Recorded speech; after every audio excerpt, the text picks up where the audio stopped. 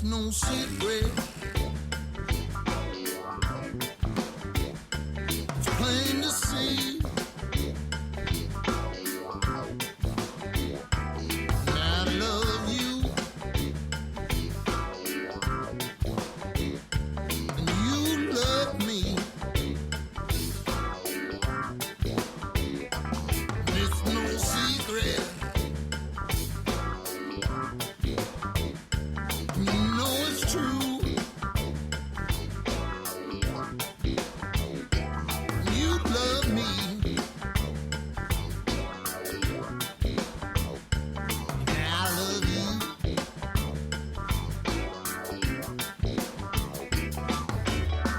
The only time we seem to meet is in the middle of the night. Only All right, just testing my mic. Is it working? Yes, it looks like it is. All right, we're starting to get some people in. Right, I'm going to bring Jeff up, our guest for today. Here we go. Hang on. Can you accept that one there, Jeff? Good on you, mate. I gotcha. I'm here. Got me? You got me? I'm here, my friend. All right. All right, let's switch on these cameras, shall we? Let's go. Turn on video. There's me, and you are here. Here we are.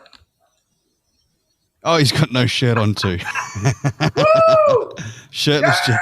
There we go, ladies and gentlemen. How about clapping that shit up for Jeff? Come on. You're lucky I have pants on. I had my plate. You know, I was eating my breakfast here. Do you need such a big plate then if you didn't have your pants on, or a smaller one than that? Small plate. Small. Oh, okay, a little plate. Just those little like coffee sauces. Yeah, it's not the size of the plate. It's what you got on the plate, okay? Ah, that's right. Yeah, it's the feed that matters. Yeah, that's good, Jeff. How you doing, man? Good to see you. Likewise, man. Good to see you. I'm happy that we could roll this one out. It was probably 3 weeks ago in the mix, and yeah, I didn't know when we could do it, but just because daylight savings changed and it makes it a little easier, I might start doing, because it's my evening now. It's like 9 p.m. for me, so it works out well. That's right. It's 9 a.m. for you, and that's kind of when I started getting on social audio, is that I was around the sort of East Coast guys, and these times worked, but it didn't catch the West Coast too easily. So when that hour change is when we sort of got into it, and it worked well, but now it's back again. But anyway, regardless. So thanks for joining us. I just want to give our listeners a shout out straight away. We've got Natalie in the audience, so thanks for joining us, and Charlie. We've got Jared out there, which is legends. We've got Lolly B, and we've got Pichu and Real Skinny. So thanks for joining us on the show today. Give us a bit of a round of applause for Jeff if you can. If you can even hear us, because there's no sound coming through there. There we go. Yes, there we go. Beautiful. It's more of a confirmation to know it works than a round of applause for Jeff. So, thanks for joining us today, man. Appreciate that. We've got we've got the weirdest coast. The West Coast is full of weirdos. Oh, there you go. So East Coast rules. I'm going to have to agree with that. I think East Coast is a little bit better than the West, if I'm honest. East Coast of Australia or East Coast here in the U.S.? No, we're talking about the U.S. Natalie said that. Was it Natalie? No, it was Pichu, I think. Yeah, we got some. He said. We got. It's crazy all across. It doesn't really matter. It's always crazy. Yeah, you guys just shoot each other with guns all the time. Anyway, it's just crazy over there. We're like cowboys.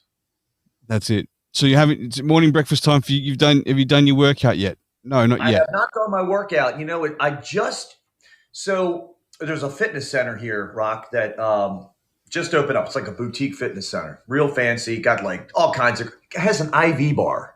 You ever heard of an IV bar? Intravenous, where they get minerals and vitamins and stuff. Yeah, that's awesome. I have heard of them. Yeah. So I'd never heard of this. I mean, I'd seen it out west a couple of times, but they hired me as an ambassador. So basically all I do is I walk around, I work out for 3 hours and talk to people about the mine, about this place that I'm working at. So I save now my workouts for there, and I'll start doing some broadcasts there. So I'm not doing my stuff in the morning as much as I used to. Oh man, you should even hit him for some sponsorship on your broadcast, bro. I think that'd be nice. I'd like to see someone on here get that straight away. Yeah. So, yeah. All right, man. So look, I have titled this the model life, sort of like a bit of a double meaning in a way, but you're more than just a model, right? You're more than just good looks, as they say. So you have got a few little elements to you there, business-wise, photography. You're an inventor as well, so to speak. So I want to go into things, and how much time have you got? You got an hour and a half or so. Yeah. Yep, got about an hour and a half. That's good, yeah. And I can go a little more if something happens. All right, cool. If we start getting sideways real quick, it's fine. All right, that could happen. So, I guess I want to do one of the deep dives I do on you and find out a little bit from the start and go through, find out kind of how it evolved for you to get to this point. You're a firesider here, so I'm doing some interviews lately on some fellow firesiders, which is a pretty proud thing. And I've got to say as well, Sam and Dave, who you on their show, How Was Your Day? Just got accepted as featured firesiders, so super happy for them, man. Yeah, they're so. I'm scrolling along because I like to check that, where here we go. Speak of the devil, he just popped into the room. So scrolling along, and there I go. I see them on featured firesiders, and I'm just super stoked for them. Give them a round of applause. I love these guys, and I'm so stoked that we're doing this. We're on this journey together. There you go. We were laughing so hard. Great show. They run a great show. To have that shirt, by the way. Sorry? I fully expected you to have that T-shirt. Did you see the T-shirt? Very one, or he had a T-shirt of a body. Oh yeah. Oh, Dave. Yeah. I was dying. It was so freaking hilarious, man. I mean, it was so funny. I caught him in the green room first, and I was like, I can see where that prank's coming out. He didn't say anything about it. I just saw, and I know Dave is going to pull something. He's super good at getting information on people, right? He's good at creeping in your life and pulling out these facts. It's like, man, this guy's good. Yeah. I wouldn't want to be his ex-girlfriend, that's for sure. No. Forget that. They'll find out stuff, yeah. Do the back. That's it. All right, man. So tell us first, before we go into your life, a bit about social audio and social media, or sort of more social audio, how you got into this. I think that you're more of a Clubhouse head before you came over to here. So is that sort of your first experience with social audio, and how did that track take? Because that's kind of how we all met here. And then I want to sort of deep dive into your life. Yeah. I was in the Clubhouse club, I guess you could say. And I joined Clubhouse really primarily to learn a lot about tennis, which I have a product that's based around tennis.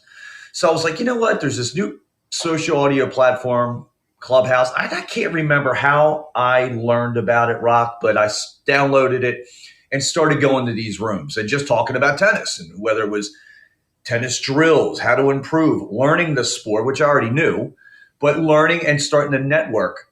And what happened was I had stumbled upon a pitch room, and I was like, what's this? This is kind of interesting. I'd been approached by, Shark Tank for the product for Pop It. And I thought, well, let me go and check this out. I really don't know a lot about pitching, and I probably should, if I want to get investing or funding. So I popped in the room, and it was really interesting. It was like a room where you could go ahead and do a pitch. And I got up there, and I'm not shy.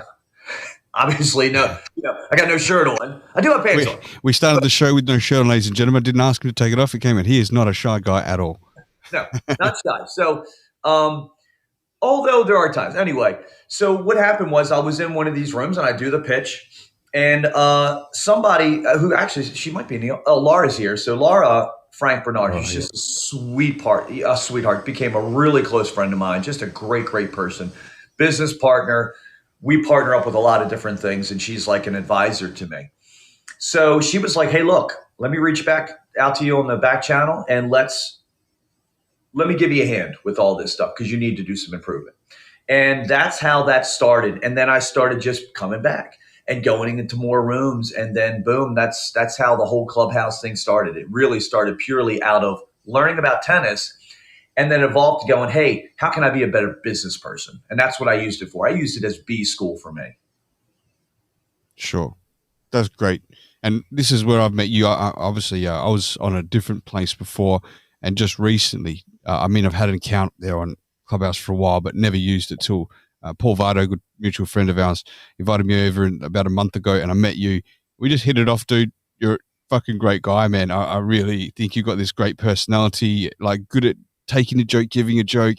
And so I thought, yeah, I want to interview you, man, and find out more about you. It always creates closeness and connection with the guests that I do this with. So this is it, man. Well, you're great. Tell us a little bit about part of this too, Rock. You're a great guy. I enjoy all the the stuff that we have back and forth, and of course, with all your guests and friends, it's fun to hear that and see it. But you're terrific, and you make it fun and you make it easy, which is terrific. So you got a real talent for that. Oh, thank you, man. That's great. That's awesome to hear. Appreciate that, man. All right. I want to take you back, man. Take you back to your childhood, to a place where were you born? How old are you? If you want to share that sort of information, you can. Before you do, I see there's a message from Dave. Let's just get this one out of the way. Love this show. Love you, Rocstedi, and shirtless Jeff. There you go. So you're getting compliments for your shirt off again.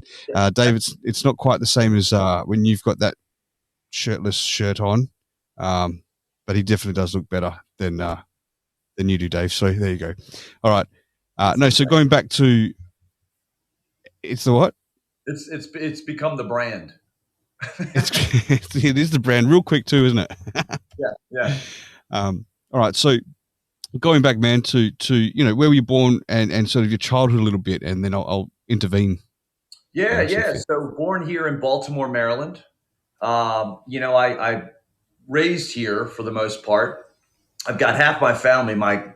Come from big Italian family, and half my family is here in Maryland on the East Coast, and then half is on the West Coast in California, Los Angeles, Upper Los Angeles, Skirball Getty area. And I spent my time between the two, so I would stay here, for the majority of my, young life. And then I would go and spend some time in California for about 3 weeks out of the year every summer, or, sometimes during the winter with my cousins and everything out there. From all the way probably about 5 or 6 years old all the way until, I guess, my mid-20s before I decided to, live out there for a certain amount of time. And 49 years old, I'll be 50 coming up. So it's a milestone year. This is kind of like that big milestone year for me. And it really kind of led me coming into Fireside and saying, hey, what can I contribute to everybody, and how can I share some of the things that I feel strongly about, especially fitness? And that's when I said, hey, I'll just come up with some stretching routines, which I do normally every day. And that's how I got onto Fireside. But that's where I'm from Baltimore, Maryland. It's been a great, it's a nice state. I spend majority of my time here and go between here, Los Angeles, and up in New York for work and stuff. So that's the story of my background, so to speak. Well, there's more. I'm going to dig around here a little bit. So, so tell me, so you're Italian. I didn't know that. I'm also Italian. So predominantly Italian here. And the big family thing, I completely understand. I love it. It's loud. It's big. It doesn't stop. That's what it's like for us, right? Oh my God. Screaming and constantly. What was childhood like for you? Sorry? Always screaming and hollering all the time. Everybody's always hollering. There's no whisper. There's just on full pelt all the time, nonstop. But for yourself as a kid with your direct family, how many siblings did you have? Did you have a lot of brothers and sisters at all? What were your parents like? Did they stay together as you were growing up? Yeah. So I have got two younger sisters, and so my mom and dad, they're still together. And my two siblings, so they are, let's see, Jennifer is, God, she'll kill me if I say this, but I'll just say she's 6 years younger than me. So you can say her age. So I'm glad she's not on Fireside. When she sees this, she'll be like, why did you get my age? And I'll be like, I'm sorry, I had to, because we get along. We all get along very well, but she does not want anyone knowing her age. She's 33. She'll be eternally 33, which is better than me because I'm 12. I'll probably be 12 to the day I die. So, maybe 13, we'll say. But so Jennifer is 6 years younger, and then Jessica is 8 years younger than me.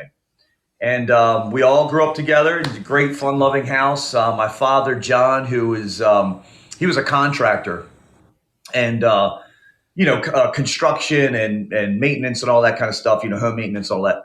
And I worked with him on and off during the summer times, and I really gained a lot of my work ethic from him, and entrepreneurial spirit, because that's all he worked for himself. He had his own company. So he's the best man I know, still is one of my, he's my father, better than a friend.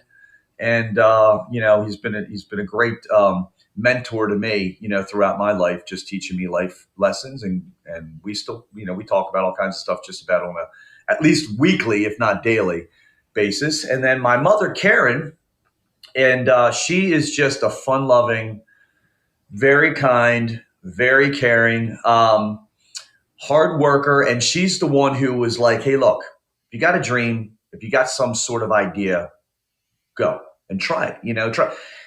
Now, let me back the horse up from the water here. She wouldn't say, go ahead and, go follow your dreams, but not directly. She would kind of give me a lot of independence, and really me and my sisters a lot of independence, and say, what is it you like?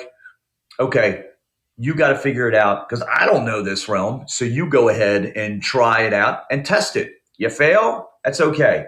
That's part of learning. And then you come back and you just try it again.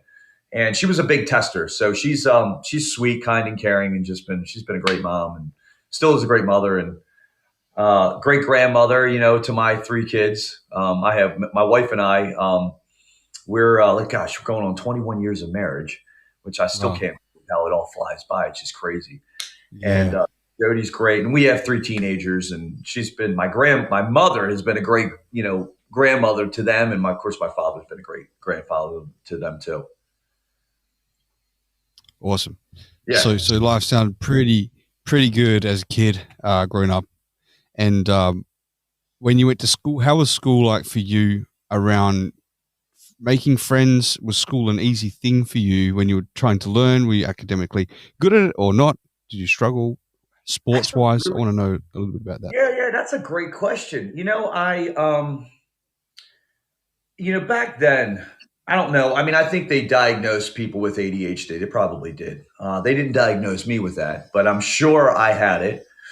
And it was struggle. School was a struggle to a degree until I got to high school.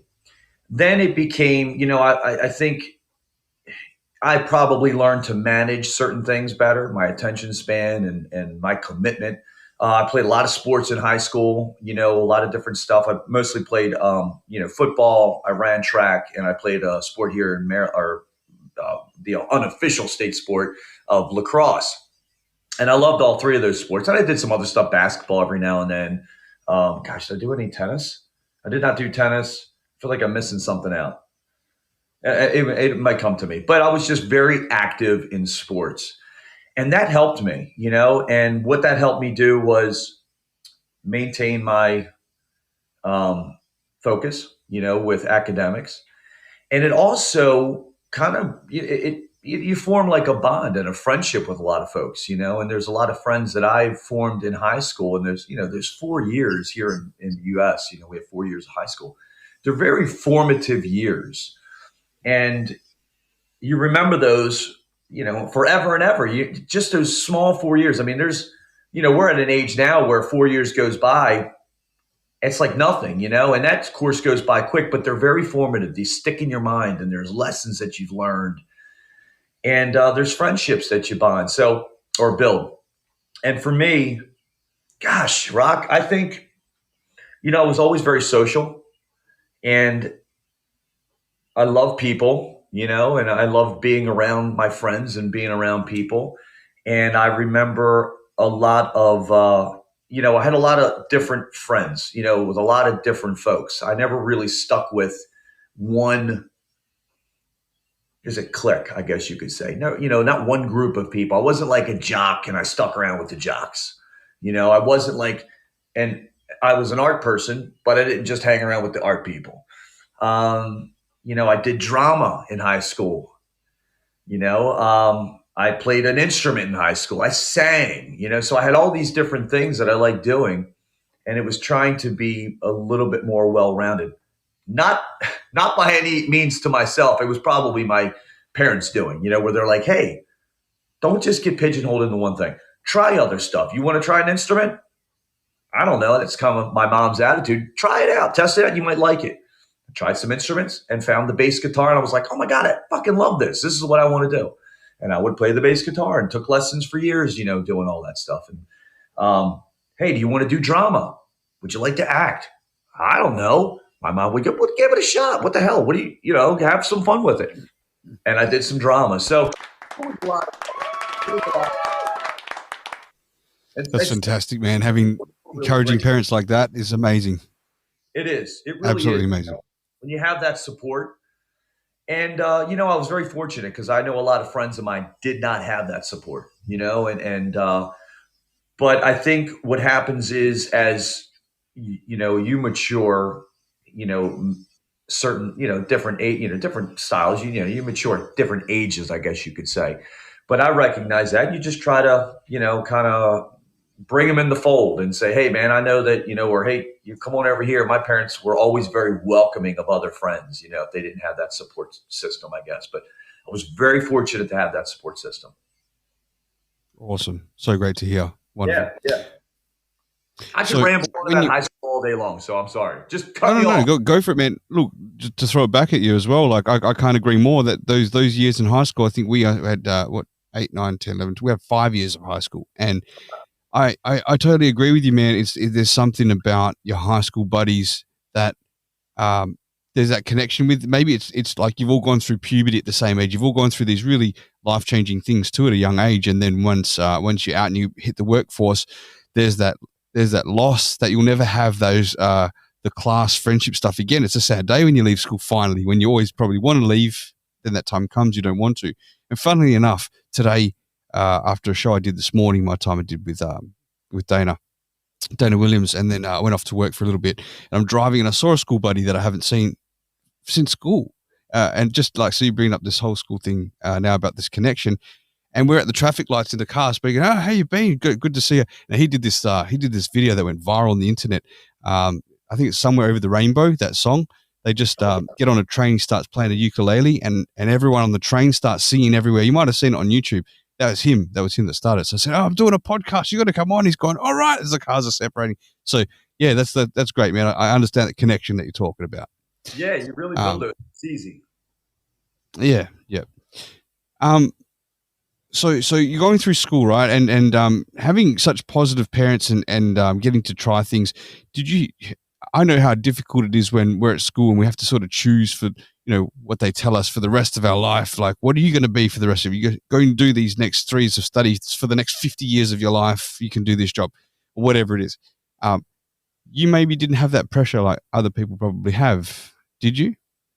That's a phenomenal question. And there's a long, I love these long answers because I like giving long answers. But sure. My father, so he was an entrepreneur, and my mother worked in science. So she was in clinical criminology. In science? Yep. Right. Yep. So what happened was, my mother sees, my dad with the risks. You're right. He's the one who's kind of taking the risks. He's going out on his own. He's got to find his own, he's got to be his own salesperson. He's got to be his own manager. He's got to be his own CFO, CTO, and all the other good stuff that goes along with, being a contractor. And there's my mom who's like, hey, look, when things were not always good, if my father could not get, maybe there was a lull. There's it's seasonal. It can be seasonal contracting. She was always like, hey, look, do what you think you want to try. If it's something that is entrepreneurial, you're going to start your own business, a small business. Of course, we called it small business back then. It was really, I don't think the entrepreneur was even a buzzword back then. So we're talking about the early 80s.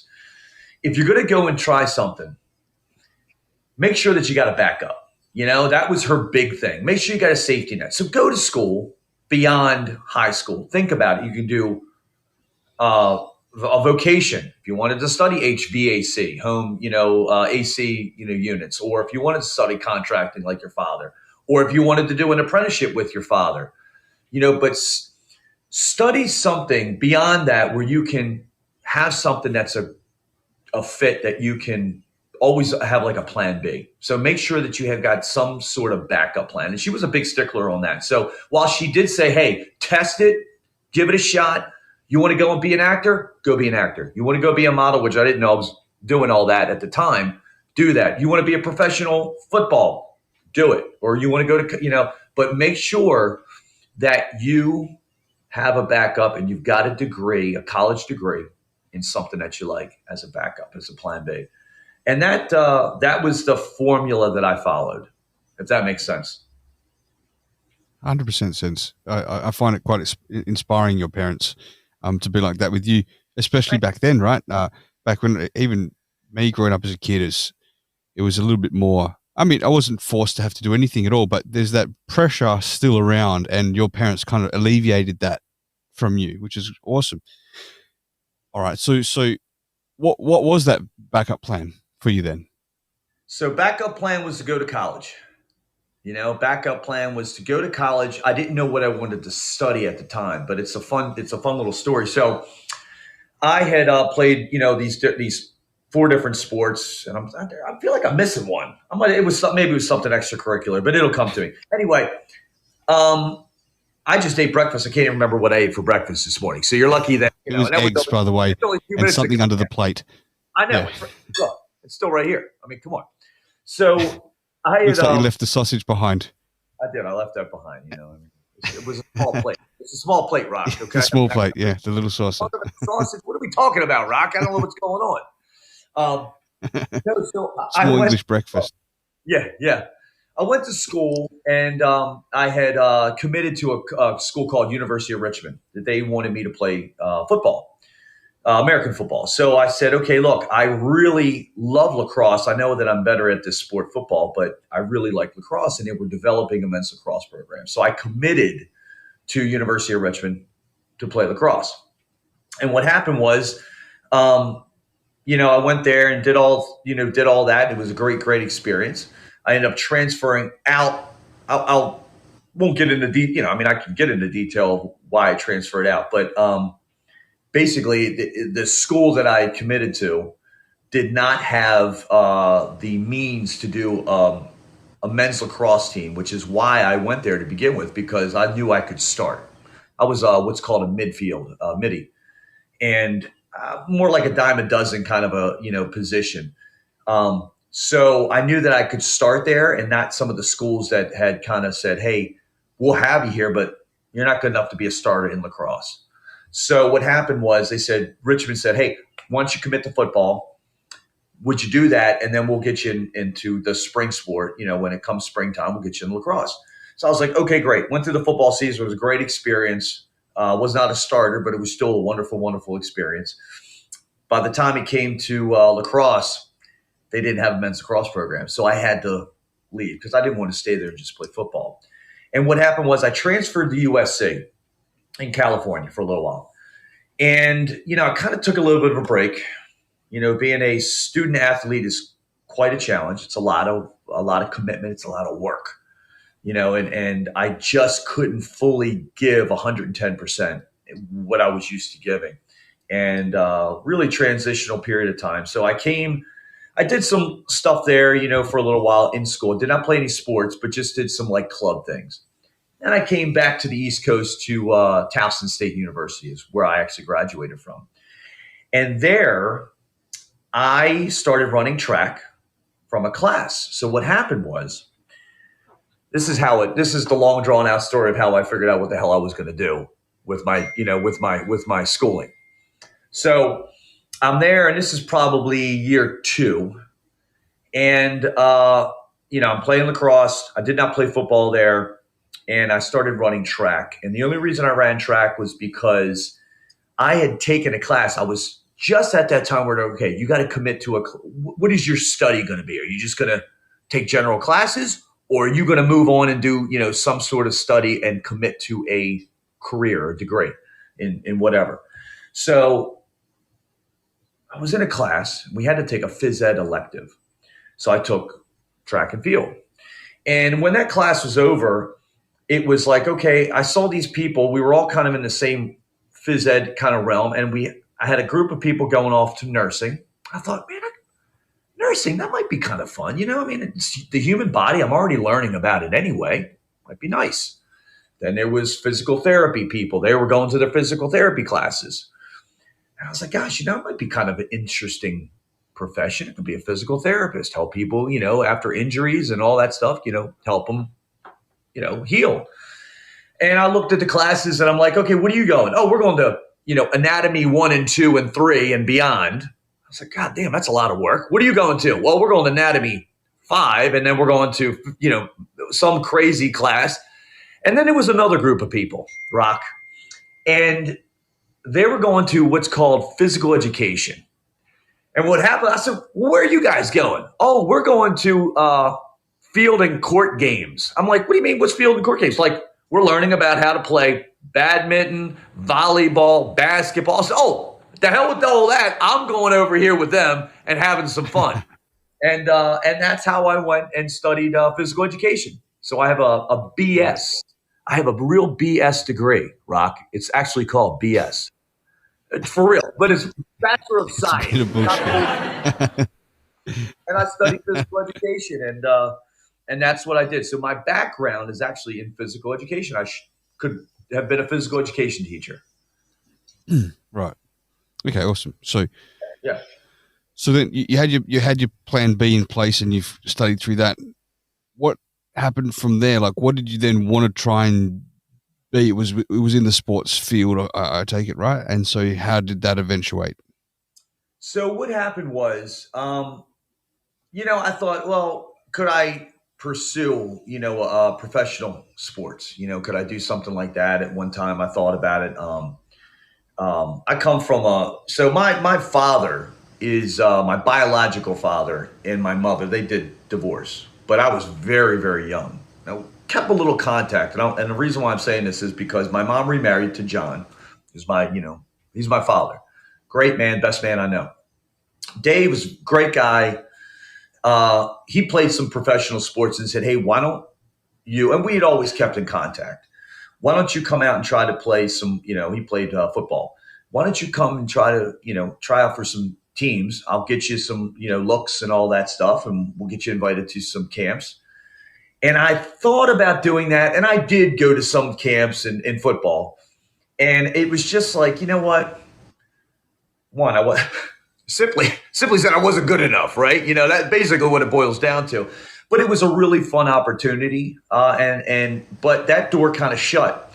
Now, in the meantime, I'm already, this is probably year 5 of college, and I'm 5 years in a modeling career, because after I graduated from high school, so if you want to rewind back, what happened was that summer I had to commit to University of Richmond playing football.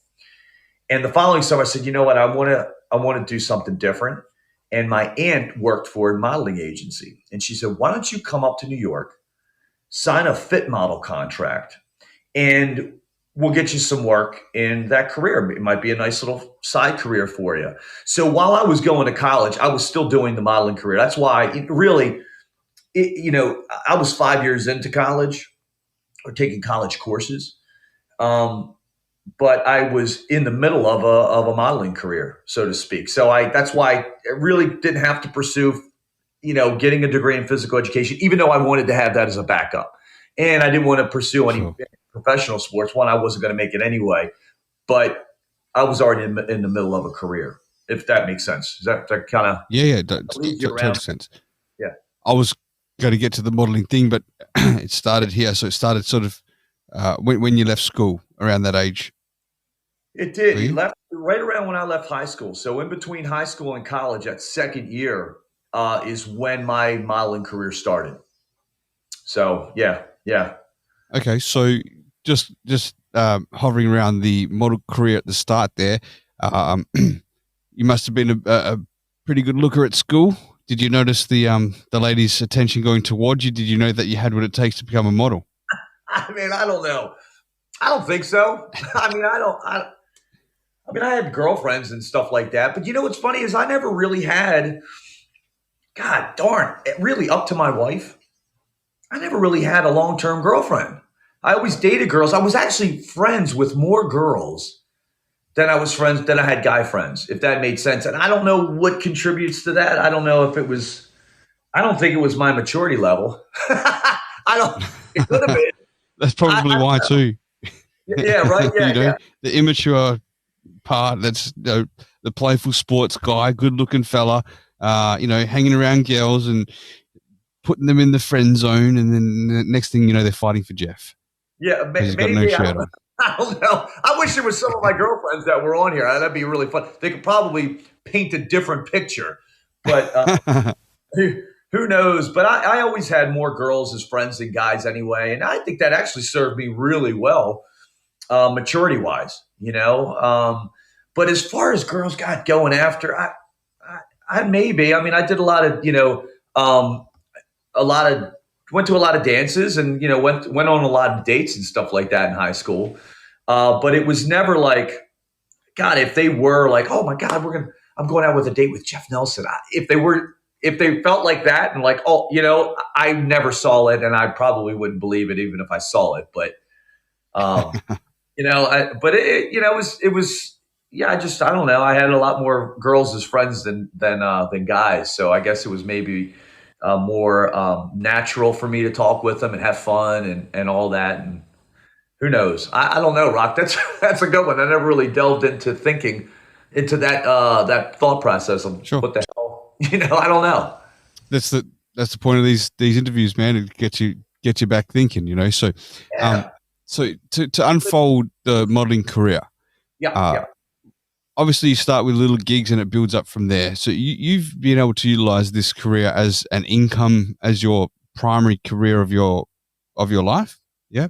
Yeah. That's pretty fascinating for me. So it's like, I mean, I'm sure there's lots of people that try for this, and you've got to have the structure. You've got to have the makeup. It's something you're blessed with, with good genetics and stuff like that.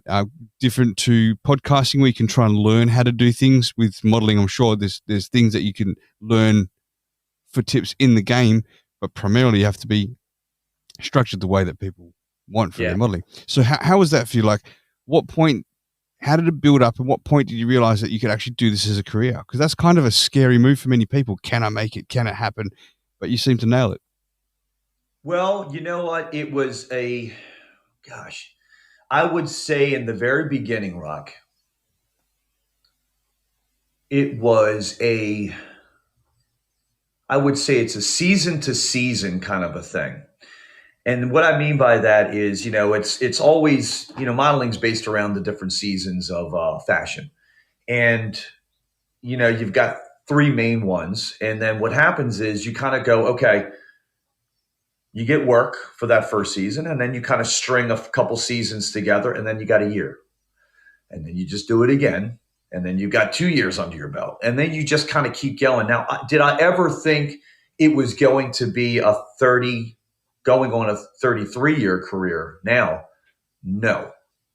And I'll tell you why I never thought that. I always went about it. One, before I even tell you why I didn't think it would be a 30-year career or any kind of career beyond year one was, I guess you just kind of go, okay, it's work. It was work. It's not like it's some. It is different. There's a lot of friends of mine that are in the industry, and they either did it for a certain amount of time and they got burnt out, or they maintained a career like myself and were able to, not get burnt out at a high level, higher than, I wouldn't say I'm at a high level, and I'll explain that, but there's a certain threshold that you cross. And, you can get burnt out pretty damn quick. So I'll back up and how I got started into if you want to talk about how I got started into this whole yes, please. Crazy I business? do want to know. Yeah. Okay. Absolutely. So what happened was, and I'll explain this in a way where I'll explain the level. Okay. So what happened was, after graduating high school, of course, I went to Richmond and all that good stuff. And I said, like I said, and I called my aunt. I said, look, I think about doing something a little bit different. I want my summer to be a little bit more fun than going to conditioning for, football that whole damn summer the year before. And she said, why don't you come up to New York, sign a fit model contract with me. She worked at a agency called Wilhelmina. I don't know if anybody's ever heard of that. It's a big agency in New York, one of the better ones. And she did site and location production. So when a designer would go to the board and say, okay, we like Rock, he's a great looking guy. Let's have him. He's a good representation of my brand. Hey, what else? They could stretch and say, hey, we got production people who can look for you to do your shoot or show, or we can book your studio or whatever. And that's what my aunt did. So she said, why don't you come up and sign a fit model contract? I said, great. I'm fit. Just came, I'm decent looking. I can do this. So I go up to New York. I sign the contract. And, I'm living there and everything. And I got my first bunch of jobs. And I'm like, right off the bat, I start working. And I got these they used to give you index cards, okay, with your job location, where it was in the city, write down the amount of hours that you were there. And then that designer or whoever had to sign off on it. And then you'd go to the next card and go to the next job. So I had like 6 of them that day. And I'm like, this is fucking great. I'm going to make, oh my God, this is amazing, So, God, I'm so naive. I love telling this story. I do mentorships with some of the agencies that I'm with. And I love telling the models that are coming into the business. And they always ask, how did you get started? How did you carve out a career for so long? So anyway, so I love telling it. So here I am. I'm walking around the city and I go to 12th Street down the Garmick District. I go in this industrial elevator, the kind with the scissor doors, like the, Yeah. Yep. And I go and I'm, what floor is this? Okay, great. I go to the floor, open up the thing, and it's this warehouse with these huge tables with fabric on it and people cutting and working and everything. And Donna Karen. And I'm like, oh my God. I kind of knew who Donna Karen was. I mean, I didn't know she was DK. She wasn't DKNY then. But we knew that she was a pretty big designer.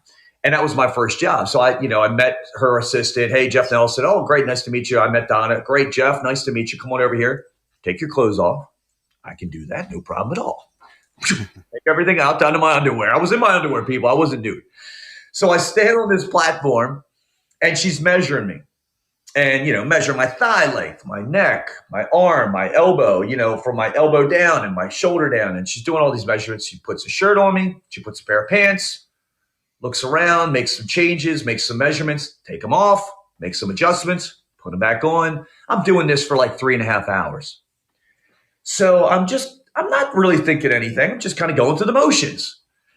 And what happened was about 3.5 hours later, she's like, we're all done. Thank you very much, Jeff. Great meeting you. Thank you, Donna. I'm a little confused. Thank you, assistant. I'm a little confused. I didn't say this, but I was just like, what the hell? She signs my card and she kind of shushed me away. So I go to the elevator and I go down and I'm like, what the hell is going on? What the hell is all that? I go out to 12th Street. The payphone's still there. I get a picture every now and then with me and the payphone. And I call my aunt. I put the dime in and I dial the number and I call my aunt. I said, Linda, what the hell? I said, I just left Donna Karen's. And she's like, okay, everything all right? I said, yeah, but where was hair? Where was makeup? Where was lighting? Where the hell was the photographer? And she goes, oh my God, honey, Jeff, you're a fit model, sweetheart. You get fitted for other people to wear during the show or a shoot. I was like, that's it? This is all I am? Like stand-in? Oh my God. I couldn't believe it. I was like, I wouldn't rock if I said I was dejected. I wasn't dejected. But I was like, what the hell? I'm like a stunt man for the modeling world. I was like, oh my God. Not that I'm doing any stunts. But, so I've never heard of a fit model like that before. Never heard of it until you said it now. Well, obviously you didn't know that. Obviously never heard of it either. I was like, what in the world? And that's what I did that whole summer. I really did that. So it all started there. And then what happened was, this has changed a little bit. And I would say in the past 10, maybe a little bit less than 10 years. Well, maybe a little bit more than 10 years. But there's editorial and runway are like the top. That's like you think of Cindy Crawford, Linda Evangeliste, women that are, and they're more there's a lot more work for women models than there are men. Back then, and it still is today, it's because a lot more women shoppers. And it just comes down to economics, really. So not that there aren't a lot of male shoppers, but a lot more women shoppers. So Sure. What happened was there's these little tiers. So the top is really runway and editorial. That's like the creme de la creme. Those are the people that are getting $20,000 a job, or, probably a lot more now if their names are really big. And, like John Pearson, who's like an icon male model, good guy, mentor to me. And they were all those editorial and runway people. What happened is when I started working myself in front of the camera, eventually, after another summer of doing this, I did some parts modeling. So parts modeling is hand. So if you saw somebody with a watch and you saw maybe you just saw, like something like that, that's a parts model. Sure. You just see their hand, you don't see their face. You might see an arm, a shoulder, a foot, somebody in his shoes, or that's a parts model. So I did some of that.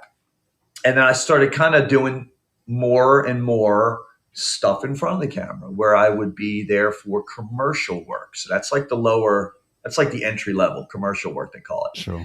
And those are those catalogs. So if you open up JCPenney's or like a catalog for, I don't know, what's your biggest retailer, I guess, in Australia? Do you have like anything that's equivalency like to a JCPenney's or a Macy's?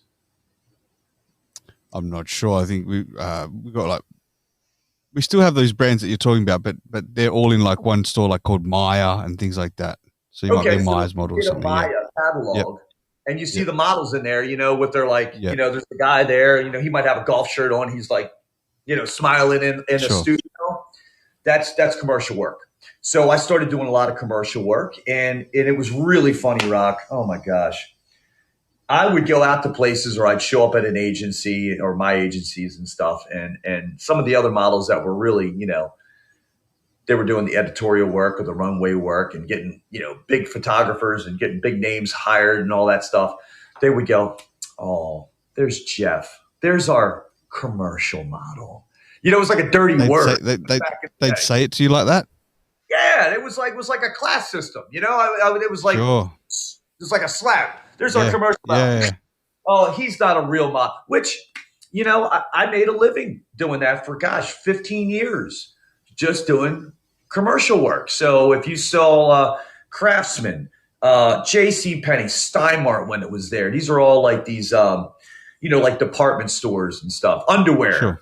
Yep. T-shirts, polo shirts, button downs, jeans, Lee jeans, all these different kind of companies that I did shoots for. So if I did a Lee jean ad, but it wasn't actually hired from Lee Jean. It was like the department store that was, that was carrying the brand. So I did that for about 10 or 15 years and really carved out a good living just doing that. And then you just kind of work your way up, and, my look changed a lot. And you just build relationships with designers whenever you get the opportunity to talk with designers, and meet people. And then it was more, hey, let's get Jeff for J. Crew. Was one of the first jobs that I did. Actually, LL Bean was the first real big step for me. And LL Bean is like they make these duck boots, they call them. And that was like the real big step for me, because what happened was once LL Bean was like a big catalog company that reached out to me, and I did a lot of work for them. Then it was other catalog companies would go, "Oh, okay. Hey, why don't we get this guy? We know what he's capable of. He knows the craft, and let's just do that." So you build these relationships with folks. And that's how I carved the first 10 or 15, I'd say the first 10 or 12 years of my career was based on that kind of work. Okay. So I'm curious, without you having to state, your income or anything, I'm just curious of what people might get at a job at that level for a job. Yeah, in the beginning, so we're going to go, we'll go back to 1990, okay, when I first started doing that. So typically, for an example, I had the same vitals as a very popular guest model named Mark Vanderloo. And like everything was the same. Our whole makeup was the same. So instead of paying him $1,500 an hour to fly him in. He was from Denmark. They would pay me around $350, an hour, or that would be my take. I'd maybe get a little bit less, and I would do a certain amount of those jobs, 2 or 3, 4 jobs a day, try to string them out 5 days a week. And then you can kind of do the math on that. So wow. It was good living. It was a nice living. It's lucrative, man. That's not bad at all. Yeah, absolutely. No. That's great. And then what that's commercial. Yeah, that's commercial work. That's just commercial work. So it was a good living. The agencies typically take, look, one of the key things, if anybody in the audience is ever interested in trying to pursue this, is you got to be in the marketplaces. And the marketplaces are New York. They do everything. They do commercial, editorial, runway, lifestyle, couture. They do everything. Lifestyle model, in addition, I don't know if I said that, but California, it's another market, right? I mean, that's film, but they also do a lot more lifestyle, little bit of little bit of commercial, more editorial, not really the runway. And then you just kind of market yourself in those areas. If you're in Idaho or Maryland, like I'm in, yeah, there's some agencies around. They're going to take a large percentage because, one, they're not coming across the amount of work. I mean, this is not known for it's not a big market for that kind of world, So you got to be real careful. You can get represented, but they're going to take 20%, 15%. A lot of these agencies, you really want to be careful. You just want to get good representation, and they should not be taking any more than 6 to 7% of your pay. And they're an advocate for you. They're the ones who are seeking the work for you. That doesn't mean you can't be the squeaky wheel and be like, hey, it's Jeff from, how's everything going? How you been? Hey, you got anything for me? What's going on? I haven't heard from you in a while, or whatever it is you do. But what happened was eventually you start getting more work and they start liking you. You build these relationships. And then it becomes a thing where you get paid a day rate. So it's either day or half day or full day pay for me. And, I don't mind sharing. I mean, it's half day is typically $1,400, $1,600 for a half day. And that's 4 hours. Full day is about $2,200, maybe $1,900 every now and then. So that's typically the pay, and then, everything's kind of taken care of for you. You don't really share, you don't really do any expenses. They just kind of say, okay, hey, let's get you booked. Here's your flight ticket. Here's your voucher, whatever it is. Here's your hotel voucher. Boom, get in there and get to the location. So that's how that all works. Wow, so that's cool. Yeah. That sounds like quite a fucking life, man, to be honest. That's cool. Hopping on planes, flying around, everything's taken care of. So you're doing this in your 20s you're going on to that particular stage with half day and full day, probably around your 30s, right? That's exactly right. Yeah, my late 20s, early 30s were when I started to kind of really move up. My look has changed. My look changed a lot. So I didn't get like surgery or anything. Like I was like, I'm gonna be a different person. No, it wasn't like that. It has to do with a lot of trends, and just like now, there's a big trend right now where my work has kind of dialed back a little bit. I can talk about that later on, but so my look changed a little bit. So meaning I got a little bit more mature. Your face starts to look different in film, your face thins out. I don't know, just little things like that. And plus you build a relationship with different designers and you start getting more work where they're going, hey, we want you for an editorial shoot. You got to, editorials more like high style, whatever it is. Let's say I did a men's fitness and I was really hitting the gym. I hit the gym really hard when I went to football because I had to really protect myself and put a lot of muscle on. But then you slim down a little bit because you're not really, I'm working out, but I'm not doing any heavy lifting. And then I kind of got to a point where I was like between, I wasn't 230 pounds during football, and I don't really carry weight well. I'm a fine bone kind of person, so I would shed that weight. I'm really around the 190, which is kind of big for the stuff that I do. I'm 6'3", and that's right at that limit. So my look changed a little bit, and I was doing more work where my shirt was off. I was doing more fitness stuff. Not like when I say fitness now, fitness like, hey, let's get Jeff. Let's have him. We're doing a piece on barbells, for men's fitness. Let's hire Jeff Nelson, and then he'll demonstrate the moves, with the barbells and all the lifting and all that stuff. Not that I was credited in any of that, but it would be, a company like that hiring me. So Men's Fitness would be somebody who reached out to me. But then you just work your way up, and you just, the main thing is, Rock, you gotta build relationships, and you gotta have work ethic. Strive for excellence, not perfection. Just with anything you do, easy should not equate in anything you do. And you just gotta have the work ethic, and you build relationships with people, and they like you, and I like them, and they go, you know what? Let's get Jeff for this. He's a lot of fun, or he's nice. He's there on time. He wants to do, he'll stay a little extra, even though my agency's they frown upon that. And I don't share that. I mean, not that I'm staying for 4 or 5 hours extra. I'll stay for 30 minutes extra if they need, to do a reshoot. Do they need help moving stuff? Man, I'll grab a lighting. Give me the lighting. Yeah, I got that. Hey, what do you mean to help you carry this back? Sure. It's that kind of stuff. You build those kind of relationships with folks. And then you got your network, and then you get more work. And that's how I worked my way kind of up the ladder and started doing work for Gavinci and Orla Bar Brown, and just building relationships. Couldn't agree with you more, man, on that. The relationships is such an important thing. In fact, I think it's the most important factor with life in general. In life in general. It doesn't mean the perfect looking person or most skilled person will always get those jobs. Sometimes it's that little bit below because the relationships are better and they're easy to work with. Like you said, picking up the lights, it's like, yeah, I'll stay that half an hour extra. Like, not to be those strict fucking assholes that don't carry it for me and stuff like that. It makes it difficult to work those sort of people. Yeah. And believe me, not like, and that's not stereotypical. Everybody is like that. Most models are like that. They're like, hey, can I help you out? You need me to carry? But there's the some that aren't. There's the some that aren't, and they're the ones that are tougher to work with, and that's the point, right? Yeah, they're the ones that think their shit don't stink, as we say over here.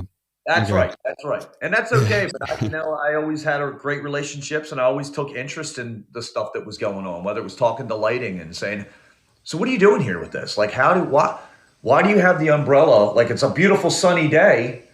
Why do you have this shade umbrella over me? Oh, well, because Jeff, we don't want your, your brow to put shade in your eyes. So we put that there, and it, so it was always, hey, why do you put makeup on? Like, oh, well, you get reflection, or what's the camera guy doing? Why are you doing all these different? You build those relationships, and you build it with everybody, and they're all working together. But I just genuinely like people anyway, and I like people, and I like talking to people, and that bode well for me. That really helped me maintain the career that I've had, and I still got my friends that still bug the hell out of me, and they go, "Oh my God, there's Jeff R." I don't know if they even say. I've heard some of them go, "Oh, there's our B level model." It might not quite be. You still hear them say that? Oh, I got a good buddy of mine who is he's a good guy, and he's a lot of fun, and we're very close. So he can say this; it doesn't hurt my feelings, and it wouldn't hurt my feelings anyway. Sure. But every now and then he calls me Mr. B, like I'm a B movie actor, like dude. God damn you! You haven't worked for 10 years, so I don't want to hear that nonsense, So whatever. Yeah. Right. Okay. All right. So that sounds like quite a ride, man. So tell me some of the best moments that you had, and some of the biggest jobs that you had in your modeling career. Like, what were some of the funnest times? Give us one or two of those scenarios. Yeah. Yes. Gosh, fashion weeks are always a great time. I shine like. I love this. We can see each other. I can see you. We can talk, and that to me is fun. Shoots are very interactive like that. I'm not talking. You're almost like a silent actor. But some of the best times that I've had are doing runway. It's a whirlwind of stuff going on. it's, I mean, whether it's New York Fashion Week, Paris Fashion Week, Milan, London Fashion Week, it's always this whirlwind of stuff. And for me, New York Fashion Week is probably the most fun. It's the pinnacle. It's close. It's at home. And you're not lonely. And I can talk about that in a minute. There's a piece of some of the downsides, at least for me, of modeling. We'll talk about that later. But it's just a buzz of so much fun. And I've gotten some really great opportunities to work for like Perry Ellis. Gavinci. Trying to think of some of the big ones that I've done and had a lot of fun with. Billionaire Apparel, which is a blast. They do some really fun stuff. But all these things, what's going on behind the scenes is what gets me. And it's the interaction. You're walking down. I did one like, all right, Bermuda. I don't know if anybody's ever been to Bermuda or Rock, I don't know if you know where Bermuda is. It's not it's right off the coast of the States here. I know where it is, but I've never been that way. Yeah. Yeah. Great country. I had an opportunity. I had built a relationship with a designer who was from Bermuda, and she reached out to me and said, "Hey, Jeff, would you ever consider doing Bermuda Fashion Week?"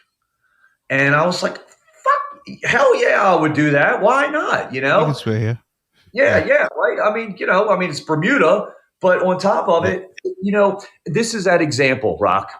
And I'm okay. So this is that kind of example where maybe a big name would be like Bermuda Fashion Week. Like, who the hell does Bermuda? I mean, that's not in the fashion world. It's not known like New York Fashion Week, Paris Fashion Week. It's not known like that. But work is work for me. I'm getting my rate and I'm having a great time. And if I can help your brand and bring awareness or whatever it is you need me to do, I'm there to do it. That's fine. So New York Fashion Week is the pinnacle, but daggone, a close second was Bermuda Fashion Week. I did that, 5 times. Had a blast. I just did the last one. The 10th anniversary was a 20-year anniversary. I can't remember if it was 10 or 20, but it was the last one they did. And that was 2019, I think. And we just had such a great time, Rock. I mean, I've done some great shows in New York Fashion Week, and that is the pinnacle as far as highlights of my career, being able to walk all these different shows. I did like 15 of those.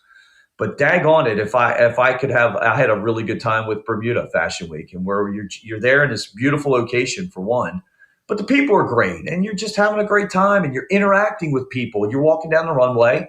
They tell you, it's not about you. It's about the clothes. And that's my job. I'm just there to walk, demonstrate the clothes, do a little thing at the, pose at the end and walk back out of the stage, get a quick change, go do the next, piece. But that is the most fun because you're out there, you're seeing people. I mean, as far, you kind of have the blinders on, but you're still aware of everyone. And you just kind of just the buzz backstage, the excitement of it all, the fun, the meeting of all the crowds or something like that. Yeah. And the crowd, it's great. They're there just to kind of watch and look, but it's just a blast. So that for me is what I enjoy doing in the fashion world. It's runway. Okay. Location stuff is great, but runway is a lot of fun for me. Sure. And so how much work will you get through the whole year? Are you working pretty much every week? There's some stuff on? Yeah, that's a really good question. Typically working at least a job every week, and it might be a small job, might not be anything big. Sure. But I try to carve out at least 12 really good, decent jobs, a year, like beyond the rate. If it's, we'll say the past 6 years, 7 years, I try to carve out at least 12 big jobs where I can say, hey, look, it's a big payday for me. It's not typically the rate. It's usually a travel, usually going to some location or something like that, whether it's, I might be in New York. I might be in, London or Spain for Zara. Those are big jobs, so those I really try to maintain. What do you call a big payday? Well, then you get into about the 15K, that was like a big thing. So if I could get 10, 12 of those, then that would be good. Maybe a little bit more. I'll talk to my agent about that. That's a really good question. I've never really thought. But no, just roughly. I'm not trying to work out your income. I'm just trying to work out what models roughly get paid for this job, because it sounds awesome. And when you're calling it a big payday, I'm just curious, you know. Yeah. No, I don't mind sharing all this stuff, and it's kind of like it's like this. I don't know if it's an unspoken thing. Sometimes it's a mystery to a lot of people. They always go, "How the hell much money do you make?" You know, for my level, I am probably making the top scale of my level, and I'm not this high level, face out there. But you know what? I've carved out a great living, still carving out a great living. And that's what I mean about those big paydays. Sometimes it's 15K. Sometimes it could be I could stretch it a little bit, where they can stretch it a little bit to 18, depends of who it is, what the job requires. But those are the typical times where I'm really trying to push about 10, 12 of those. Now, with that being said, I've probably cut my work load down more than half because of COVID. The trends, it hasn't always been like that. That was always my goal for a good amount of time, but the trend has changed, of who they need to, who becomes the face. It's always, you got all these style trends and stuff like that. So the models choices have changed a lot. It's been way more diverse, which is phenomenal, but this is an ultra competitive business. So instead of, and we're a dime a dozen, there's nothing special. There's that million male models, not to mention there's 3 million female models out there. We're a dime a dozen. And that, of course, comes back to what makes me special is, or what's my unique seller proposition is I build relationships with people. However, it's become way more diverse, recently. And I would say, you have all these different people of color, of ethnicities. You have different, sexual orientations and stuff like that.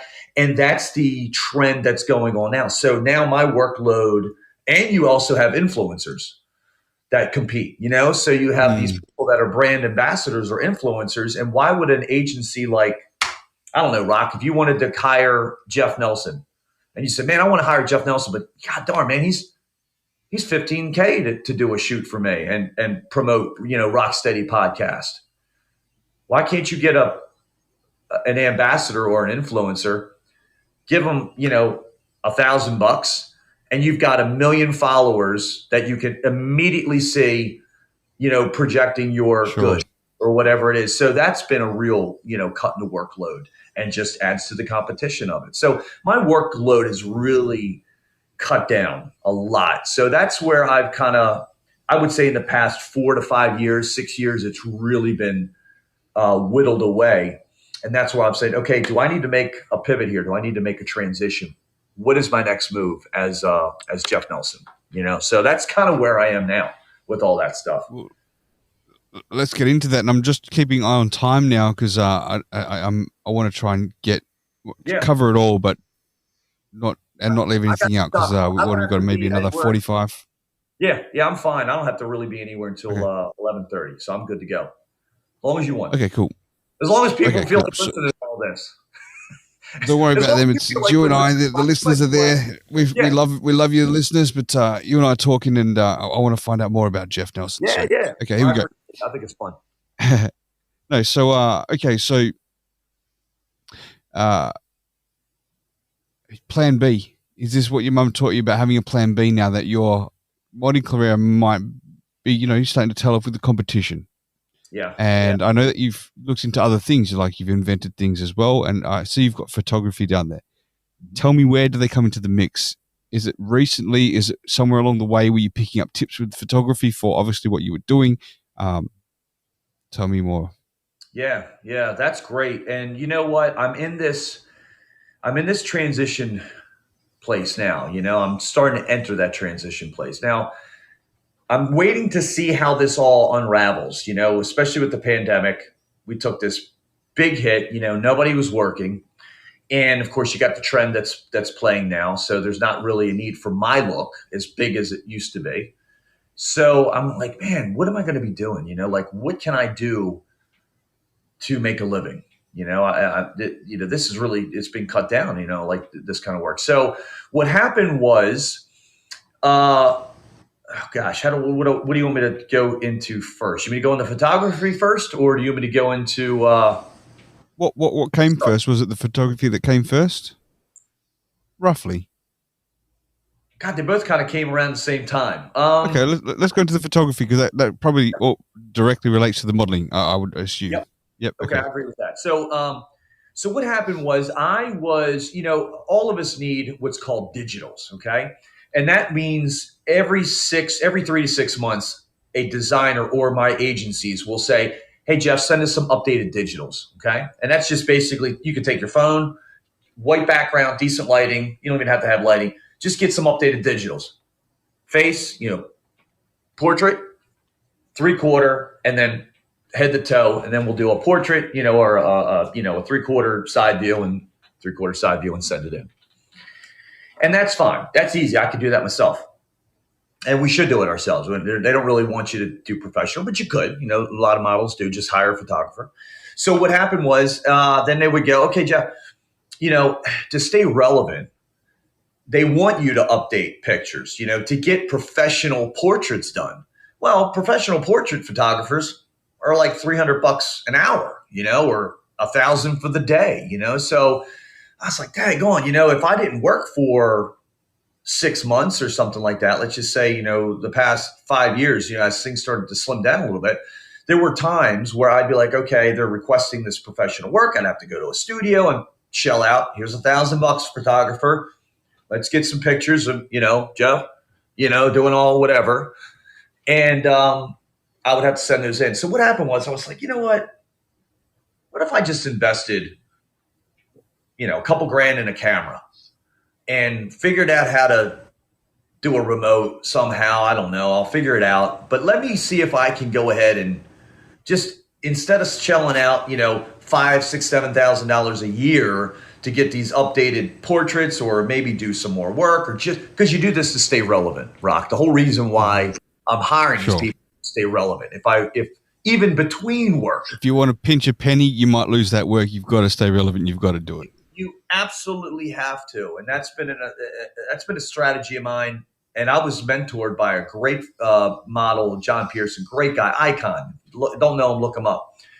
And he was one of the people that said, hey, look, this is a strategy that you need to implement. Hire these photographers, get this professional stuff, keep relevant, send those people. Back in the day, you would send the stuff in. You would get portraits and you'd send them into your agencies, and that costs money, right? You got to get these things printed. It was film. You got to get, 300, that's another $800 to get all this stuff and ship them and send them out to all these agencies. So I said, well, I'm going to invest in a camera and do all this. So what happened was, I know I'm not a photographer. Now, at the time when I say I'm not a photographer, if you said, hey, Jeff, can you do shutter priority? Do you know how to do aperture? I'm learning all that now. But I do know lighting. I do know how to model. I mean, I know how to make things look natural. I mean, this is what I've done. It's part of the key to being a model, is to look natural, to practice the craft of being a silent actor, so to speak. Jeff, I want you to give me a serious look. Just look serious in the camera. Okay. Hey, Jeff, give me a neutral. Give me a smile, like that kind of stuff. So, and then move around a little bit, these kind of things. That's easy, so I can do that. So I invested in a camera and I started doing all these things and I'm taking pictures of myself. It's all self-portraits. I would go to locations like around town. If I was in New York, I would take my camera with me if I was doing a job, and I'd be like, oh shit, I'm going to go to Bryant Park and get some really great images of me at the museum. Or I'm going to go, I'm in California, I'm in Los Angeles. I'm going to go up to Griffith Park and get some images of me. And, wherever I was, I would take my camera with me and just do these shoots and locations. And I wear my own clothes. Sometimes I would not wear clothes, if most of you seen me shirtless, but these are part of the brand. I almost didn't recognize you. Yeah. Yeah. If I had a turtleneck on, you'd be like, I've seen you somewhere before. Yeah. Who the hell is it? But I would set up my own shoots and do different angles, and I would set my camera up on a tripod and do lower angles, higher angles. And I started having fun with it and really learning what looked good to me. and I'm more stylistic. So what happened was I was sending these images out to these, now we can do it digitally. I would just email my agencies. I've got 7 agencies I'm with. So I would send them out, email them. And a couple agencies were like, God, this is a great photographer. Who do you have? Could you recommend him or her to do these shoots for our models? And man, I was really reluctant at first. I would just ignore it. I would like ghost them. You know what I mean? Oh, okay. I'll get back to you, because I just didn't want to share. I didn't know how they were going to perceive me and be like, Sure. what the hell? So eventually, Rock, I started saying, because I kept asking, who is this? We need this photographer. And I'd be like, well, it's me. And they're like, what? And I'm like, yeah, I set my camera up and I set it up on my tripod, and I've got my Wi-Fi on, and I use my phone to kind of look at where I'm positioned and doing certain things, and making myself do whatever it was. And I would set my lighting up and buy lighting and take it with me and do all these different stuff. And they were like, oh my gosh, that's great, Jeff. You got evidently you got a talent for this, And I started doing some stuff behind the camera, whether it was other models were reaching out to me and said, hey, Jeff, could you come and do stuff for me? What do you charge? I'm like, shit, man, I'll just practice on you. Let me practice on you. And that's what it was at first. Let me practice. You get some images and I get to practice on another model. And I'm actually behind the camera doing certain things and trying different things. And that's what happened. And that eventually became, okay, Jeff, can we book you for a job? I had a designer not long ago, great person, Terrence Cook, great guy, Ascot's father, does Ascot's, he does pocket ties, now he's doing shirts. He said, and he booked me as a model. He said, I got a job coming up. He knew I was a photographer. Who did these images? Because he would give me neckties, and I would set up my own shoots with his neckties as like this ambassador kind of a thing. And he would pay me. And I never told him I was the dag photographer. I just didn't, it slipped my mind. I'm just giving him the images so that, it's just side work for me. Like he would send me a product, like a lot of people do, almost like as an influencer, right? Same thing, right? Sure. As an influencer. So if I said, Yep. hey, Rock, so he would send me stuff. Paul Votto's on here. He'd send me cigars and I would do my own shoots. Well, Paul knows that I'm a photographer. But anyway, this designer did not know. And he said, who does your work? Because I want to hire him or her for Fashion Week. And I was like, I'm doing that. And they're like, holy shit, you're booked. How much you charge? You book me for the day for $1,000 and I'll come and, pay for hotel, pay for my, my travel. And you got me for the day. Well, how many days do you need? Just need you for 1 day. Great. Boom. Came up there and I'm doing his studio shoot for his stuff. Somebody else was modeling, He actually got me in front of me too. But that's how it started. And it was just this great little thing. And now I've got this. When was that? How long ago was that? That was not that long ago. So that was just this past New York Fashion Week. I was there in New York doing images in the studio for him. I'll probably release a lot of those images coming up. But before that, I would say this has probably only developed the past 6 or 7 months, Rock, that I've been advertising as my own photographer. And I've gotten some great work out of it. A lot of they're on my webpage or on the Instagram account, Jeff Nelson Photographer, and you can see the work. That's all my work. So the pictures of me, it's self-portraits, and then I've got some ladies on there that I've done some work for. So some models and friends and stuff like that. So I'm actually got a shoot coming on Sunday with a model friend. So a lot of fun stuff. That's how I got into that. Just trying to stay relevant. That's fantastic. Yeah, just trying to staying relevant and staying ahead of the game now, because you've been in the industry for so long. You would understand what angles work and that worked on you. You would have been studying the photos, the whole lot, right? So here you are going, I can try that on myself. I can try these things, and little do you know, without even realize that you're actually a veteran in it. You just got to press the button this time. That's all, really. And I'm not saying it like it's an easy thing to do. I'm saying it with the knowledge that you've gained over the time that you've been doing this. So that's fantastic, man. Yeah, and what's one of the fun little things? This is kind of like the little detail that I've learned.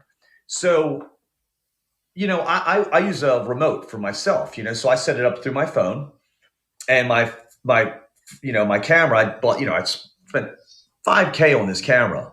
great cameras. It's like 45 megapixels or 47 megapixels, like almost like medium. So meaning if I took an image, you can stretch it out and it's still crisp and clear. And then I can get like, if I had sweat, you could see the beads of sweat. So, so what I did was I would set my camera up, and of course with my Wi-Fi, because that's the only way I could do it.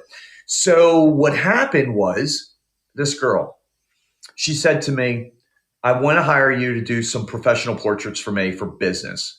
I'm really nervous in front of the camera. Well, I know from experience, it can be intimidating to have a photographer. And all photographers are different, but it can be intimidating when you have a physical person behind there. It's just intimidating sometimes, you know? And especially if if they're a really big photographer, they got a lot of ego and they're like, get it together. This is what I need you to do. Stop fucking around. And you're like, okay, you know what I mean? So it can be really intimidating. So what I did, and I've done this for 4 people now. She was like, I can't. I said, okay, let's try something. Let me go get my camera, or let me set my camera up on a tripod. I'm going to set it through Wi-Fi, and I'm going to give you the control. I'm going to hand you my phone, or I'll hold the phone for you so you can see yourself. You go ahead and position yourself the way that you feel comfortable. I'm going to help position you, and I'm going to help, and I'll take the picture via this, and I'm not behind the camera, so it becomes less intimidating. And that was a really cool little strategy and technique that I've utilized trying to get that natural look quicker. Because sometimes it's 50, 100, 150 photos, snaps for me to really get the person comfortable, and me goofing around and having, oh my God, this is great. You look fucking, oh my God, give me that smile. Oh my God, Rock, you are one handsome dude. Holy shit. Look, you know, it's like, and I mean that. Yeah. And I do mean that too. But I would, Thank you, sir. Making the person feel comfortable. Well, now we could do that in 12 or 20 shots because she can see or he can see in the image. And then I would just be like, okay, you know what?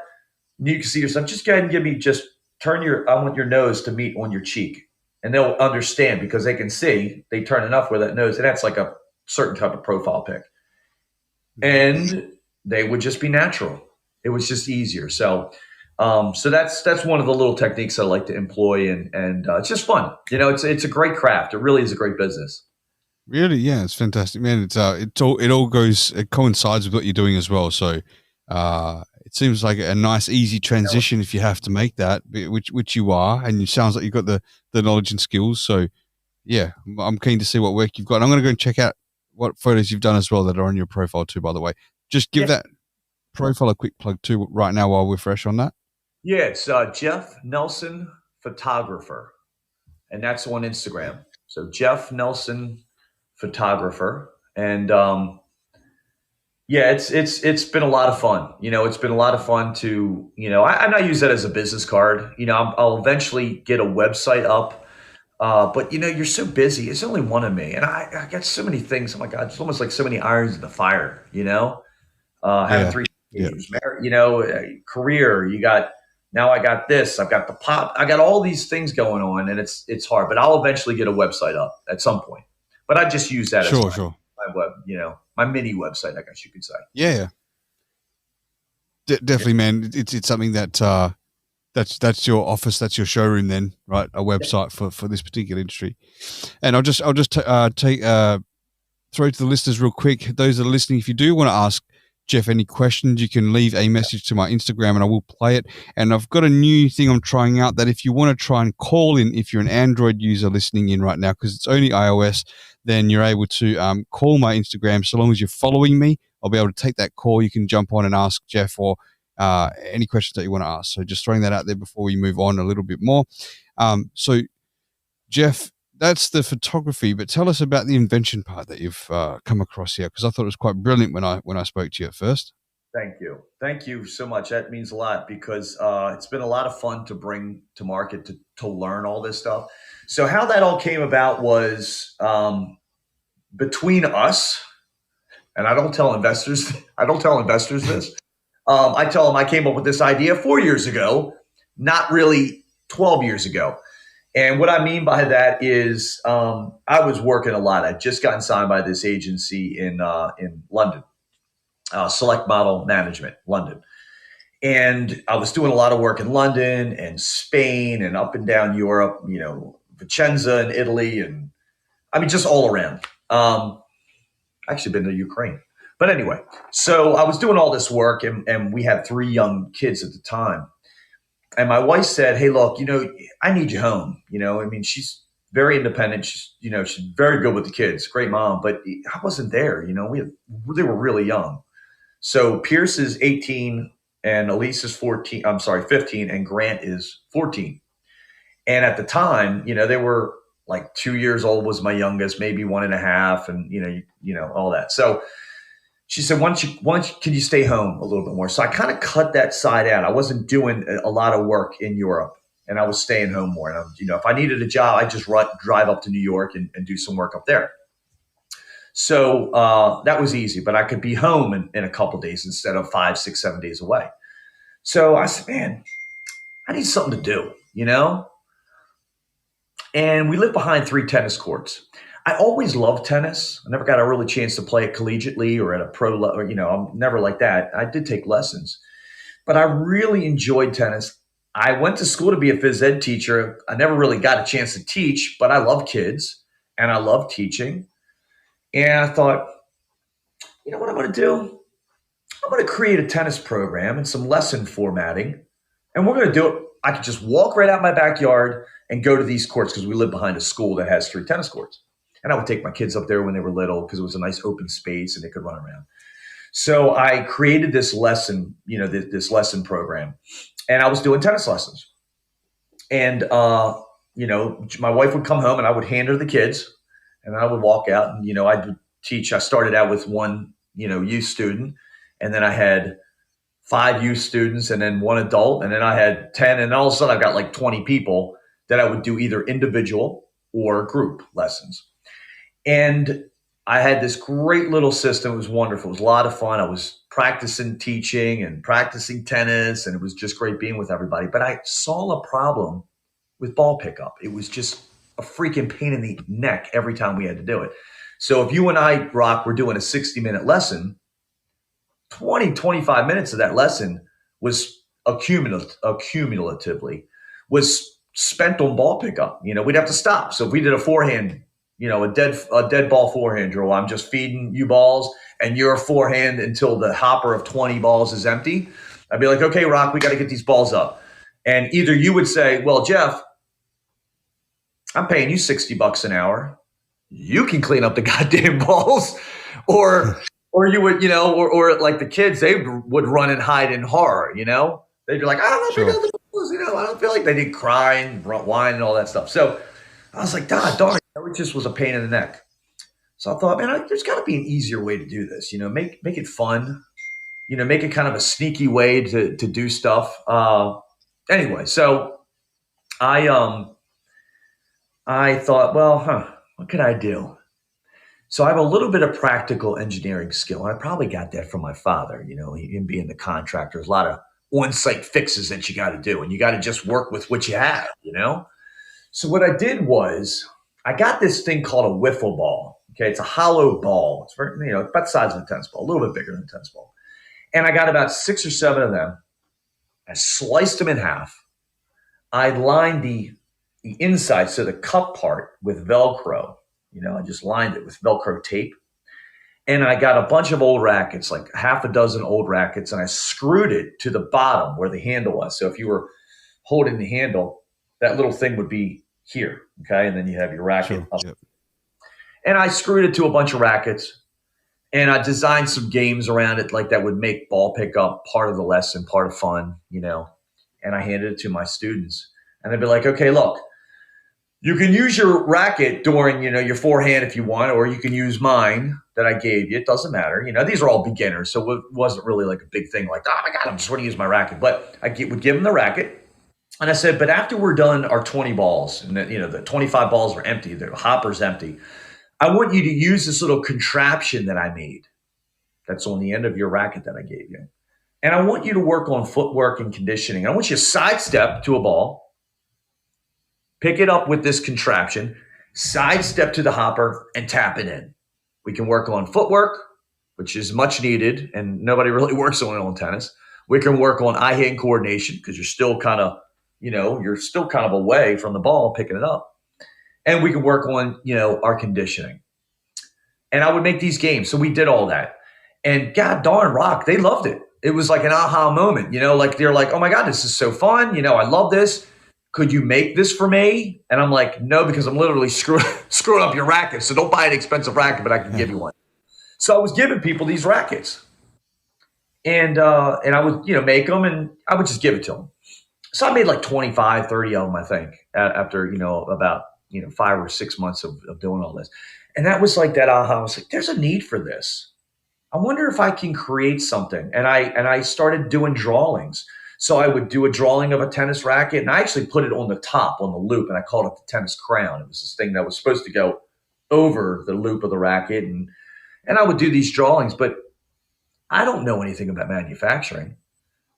I don't know anything about design work. I mean, I could draw, but what the hell am I going to do with this drawing? I didn't know what to do with it. So every season, like at the end of the season, winter, that summer or spring, I would start a drawing and I would make changes and try to figure out how the hell am I going to bring this to market, or what am I going to do with this thing? And by the time winter came, I'd put it away.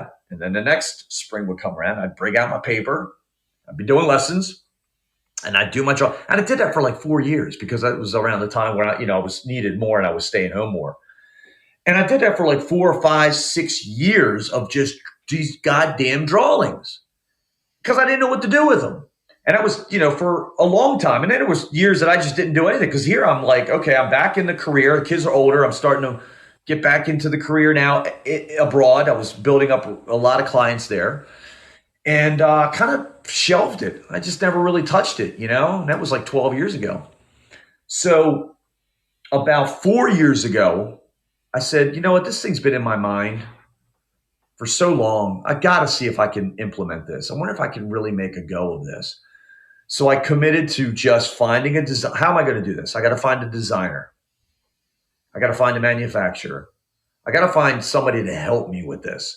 And I found somebody literally in my backyard in Maryland, this company called Harbor Design and Manufacturing. And they're like, they have a design firm. They have relationships with Chinese manufacturer, U.S. managed Chinese manufacturers. And it was like, just like a godsend. It was like, oh my gosh, this is great, And I called them up and I said, hey, I've got this idea. Do you help with this kind of stuff? It's small scale. Absolutely. What do you got? And they would, they helped me and they said, it was money. I bootstrapped all of it in the beginning. Prototype, here, got prototypes made and then would test the prototypes and people loved it. My student, I wasn't teaching lessons, but I would go to these tennis courts up here when people were playing. I would play with my racket with this thing on the end. And I would wait for people to ask me, what the hell is that? And then I'd be, oh, it's a pop-it. And I wouldn't even say I invented it. I said, oh, I just got this thing. Really? Oh my God, where'd you get this off of? And I'd be like, some website. And then I have to fess up and be like, I'm sorry. I don't mean to lie to you. I made this damn thing. And they're like, what? And I said, you can't get it yet, but would you want to use it? And they would give me feedback and we would make changes to the design. And then I finally said, you know what? Let me get some funding. I did a family and friends round with my father-in-law, who's just, I don't want to get too emotional because he just got out of the hospital, but he's a brilliant man. He's just a great guy. Somebody who, another supporter, big supporter in my life. Poppy is a great guy. So just a great guy. And I'll start crying, but I won't cry too much. But he believed in me, and he believed in the product, and he invested. He was my first investor and very supportive and said, what do you need to get this going? And I needed, a certain amount. I said, this is what we got. I got 10,000 of them made and went through the whole 10K and then got another round of 10,000. And here I am at this point trying to scale the business and, do a joint venture and, getting into another, into pickleball, which is the fastest growing sport. It's another paddle like racket sport. So, and that's where I am now. That's how it all started. So the entrepreneur part of your father's coming out and you're here now like this, which is great to see. Yeah. I did want to go back and touch a little bit on your family because of your career, the way that it ended, we didn't get to touch on your personal life a little bit. But kind of, if you're open to talk about it, you don't have to talk about anything you don't want to, of course, but about your wife, like how you met your wife and how that came about and how that led to where you are today. Yeah, that's a great story. That's a fun story. So you'll I'm like looking forward to. Yeah, oh, you know what? Just before we go into this, Jeff, we have a message or two here. So let me do that. We've got Dave or Sam. It's from the Married Couple podcast. So here we go. Okay. Look at these two guys up here. Oh man, what is going on? Shirtless Jeff. How you doing, Jeff Nelson? And of course, Rocstedi. Rock, you even got your shirt unbuttoned a little bit. Yeah, it's not off, but man, you're showing that little. You got a little bit of chest too. I like it. Man, love this interview. Love you both, Jeff. Always good to hear from you and your story and dive a little bit deeper into it, like Rocstedi can do. That is awesome. You guys have a great day. Love the show, guys. Thanks, Dave. And just for the record, when he said love you guys, I know he loves me very much, but I think he's in love with you, Jeff. That's what he was telling me before anyway. He needs to send me that shirt. I need that shirt. It looks like you're wearing it right now. Yeah. Him and Sam are so great. They're so supportive and so kind. Awesome. You know, and that's what this is the best part about all this stuff is just meeting all these wonderful, wonderful people like yourself. It's been phenomenal. It has been. And I want to give the audience a quick shout out if you don't mind. I want to shout out to Charlie, who's there. We've got Lolly, Pichu, we've got Legends, Truthful Sweet, the Real Skinny, Dave, and Red Rose. So thanks for hanging in here and the listeners listening to the story of Jeff. We are kind of starting towards the tail end of the podcast just due to time, but we've got an important story, probably the most important of the whole lot, I think, is how he met his wife and how it all came about with his family today. So go ahead, man. Yeah. So it's not. She wasn't in the industry. She did not come from the modeling world, although she probably could. I tried to at one time. She's like, the hell with all that. She doesn't like getting her picture taken. So sure. What happened was I was, this is 4 years ago. And my birthday's in December. It's December 1st. And I think this was like December 4th or 5th or 6th. It was like on a Friday. And me and a friend of mine went out. So a friend of mine went out. So these guys that I play football with at Richmond. So we've got all these big linemen. And the reason why I got to detail this story because it's very important. Sure. So I've got these, big guys. They're all 6'3", my height, but they're like 250 pounds. They're just some of my really good buddies. And we were all out partying for my birthday. And so oh God, I'll give you you're going to get the good story here. So what happened was this girl and her friend walks in, and I was dating a girl at the time. I was kind of seeing this girl, and she was there, but this girl walked in, and it's this crowded bar, and she walks by, and I'm like, God, she just caught my eye. I was just like, oh, look at, she's magnificent. I mean, she's just really something. And I really I've never felt that way. I mean, I've seen some beautiful people, and you're always, your eyes always on those beautiful people. But there was just something deeper than that. It was beyond the beauty. It was just something that was it was a magnetism, Magnetic. I guess. The only way I could describe it. So she walked in, and I just had this real urge. I'm like, I'm not the type of guy. Really, I was dating a girl, and it was very, very serious, but still. I'm not the type of guy to be like, hey, look, screw you. I'm going to, but I kind of was like, look, I can't control. I don't know. I've never felt this way. I can't control it. And I wanted to go walk over and talk to her. And so I'm with a whole bunch of people, and my two buddies, this guy Keith and this guy Derek, they're like, where are you going? And I was like, oh, and they saw me look at this girl, like stare her down. I mean, she didn't even look at me, but I'm like staring at her as she just walked by. And, they go, where are you going? I said, I'm going to go over and talk to these girls, man. He's like, no, you're not doing this. And my nickname's Hollywood, for obvious reasons, right? So they're like, no way, Hollywood, are you going over there? I was like, come on, man, just leave me alone. I want to go over and talk to you. No, you're not doing it. You got to play the game. And I was like, oh my God, the game. I don't want to do the game. It's my birthday. Just let me have a present and a pass of the game so I can go talk to them. Nope, sorry. And they would not let me go by. There's big linemen. I'm trying to like shuffle my. God damn it! All right, what game do you want me to play? Well, Jeff, you can do the blind guy. Oh, this is going to be so bad. I'm sorry if anybody has people that are blind. What was the other one? So the blind guy, the actor, and the accent. Okay, it was one of those three. All right. So I said, well, the blind guy she's not going to fall for that. That's ridiculous. And there really isn't an end game to that. Okay. The end game, it's not an end game. Basically, the blind guy is when you walk up to a girl of interest.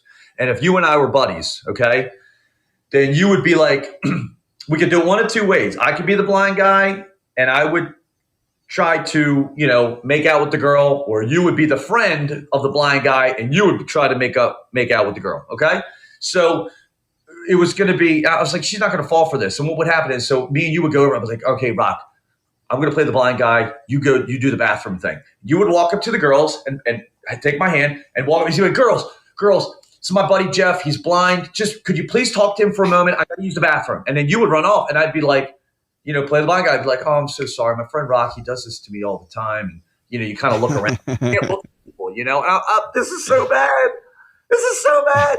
And you can't look at, you can't look at like, I can't look at you in the face. I got to look around. You're like a blind person, you kind of look around like this and, and they're talking to you here. So you play these games with them and it was really fun. So I'd be like, yeah, my friend Rock does this to me all the time. And I'm so sorry. I said, but I got some fun party tricks if you want. I'm really talented with my hands. And they'd be like, really? And I'm like, yeah, like, give me your hair. I can feel it and tell the color of your hair. So I would feel their hair. And I would look around. God, I bet your hair's blonde, but it's not natural blonde. I could tell. I'm like, oh my God, that's amazing. Like, give me your hands. Give me your hands.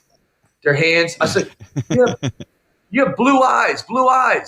And they were like, oh my God. So that was like one thing. And then of course they would either buy you a drink and you talk. And of course there's no end game. What are you going to do? You make out with the girl and then, you can't go, guess what? I'm not blind. It's amazing, because nobody thought you could slap across the face. And every now and then we would do that. Be like, I'd kiss them and be like, holy shit, I can fucking see. Oh my God.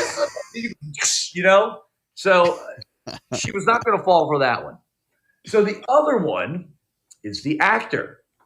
So you and I together again. All right. Me and you were out partying, Rock. We're out there, crowded bar. So what would happen is we would pretend not to know each other, you and I.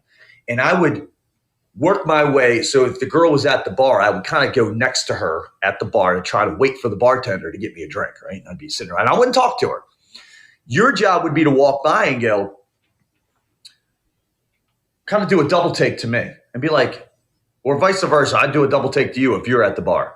And I'd be like, excuse me. Or you'd be like, hey, excuse me. And I'd be like, yeah, man, what's up? You need a drink? No, I don't need a drink. You look really familiar. And I'd be like, oh, I get that all the time. No, you really do. You look really familiar. Were you in that movie such and such? And I'd be like, oh, yeah, I did that movie. That was, good film. And, oh, my God, you were in that commercial, too. And I saw you in the catalog shoot. Yeah, I do some of that. And then, oh, my God, I knew that was you. What's your name? And Jeff. Oh, my God, Jeff Nelson, that's great. I saw you in that film. And then, right? So here we are. And then you would go off. Well, then the girl would be like, hey, are you? And I'm like, yeah, I was in a couple feature films. And, that's how you would, do all that stuff. Well, there's no end game to that one either, right? Because you're lying, you're BSing the whole time. Any of these, you're lying the whole time. It's just horrible. God, forgive me, people. I'm so sorry. Forgive me. So, oh, God. The last one, you're going to appreciate this, is the accent, okay? So the only one that I could really do for an extended period of time, not to a degree from a real Australian, would be an Australian accent. Or what I screwed up one time with her, well, the only time, I said New Zealand by mistake. To God, don't kill me, Rock. I know how you New Zealanders and Australians guys. Be close enough, dude. Yeah. So I said, all right, I'll do the Australian. I'll do the accent. Oh, great, good. Do the accent. Okay, great. So I go by, and my one friend Keith's with me because I got two girls, Jody and her friend Hillary. So I walk up and I said, excuse me, girls, I just moved here from Australia. I said, I just moved here from New Zealand. And I'd say, and I'm totally screwing this up, right? I just moved here from New Zealand. And I got to say, I saw you two girls walk in and I used to wrestle alligators. And I like to wrestle you down like an alligator. You're just gorgeous. I mean, look, you're magnificent. Let me buy you a drink. You drink a full. And I'm like, here, I'm mixing all this. From New Zealand, but I'm buying them a Foster's. You know, I mean, thank God they were not real, like they knew the culture. They'd be like, you're out of your mind, you're an idiot. So what happened was, this is about 12:30 at night. Bars close at like 1:30, so I only got an hour. And I'm talking to, oh, yeah, it's great. Just this place is wonderful. This is up in New York. This place is amazing. I love New York City. It's a great location. Blah, blah, blah. And I'm going on. Well, I'm starting to lose. It's a terrible accent, by the way. But yeah, I just have to let you know. Yeah, it's but they were none the wiser, right? Yeah, none the wiser. And here I'm going, Rock, and I'm telling her these stories, and I'm talking to her, and I'm starting to lose the accent because I'm drinking, and I'm like not paying attention. I'm like, yeah, you know, and I'll gotta say, she'd be like, well, do you like New York? I'm like, oh yeah, New York's just a great place. Sorry, New York's a great place. I mean, I love it here. You know, I would start like faking. So then I did the best thing you could possibly do. And really, any of you out there who are dating as a man or a woman is to start asking questions. Because really, you want to hear, they want to talk.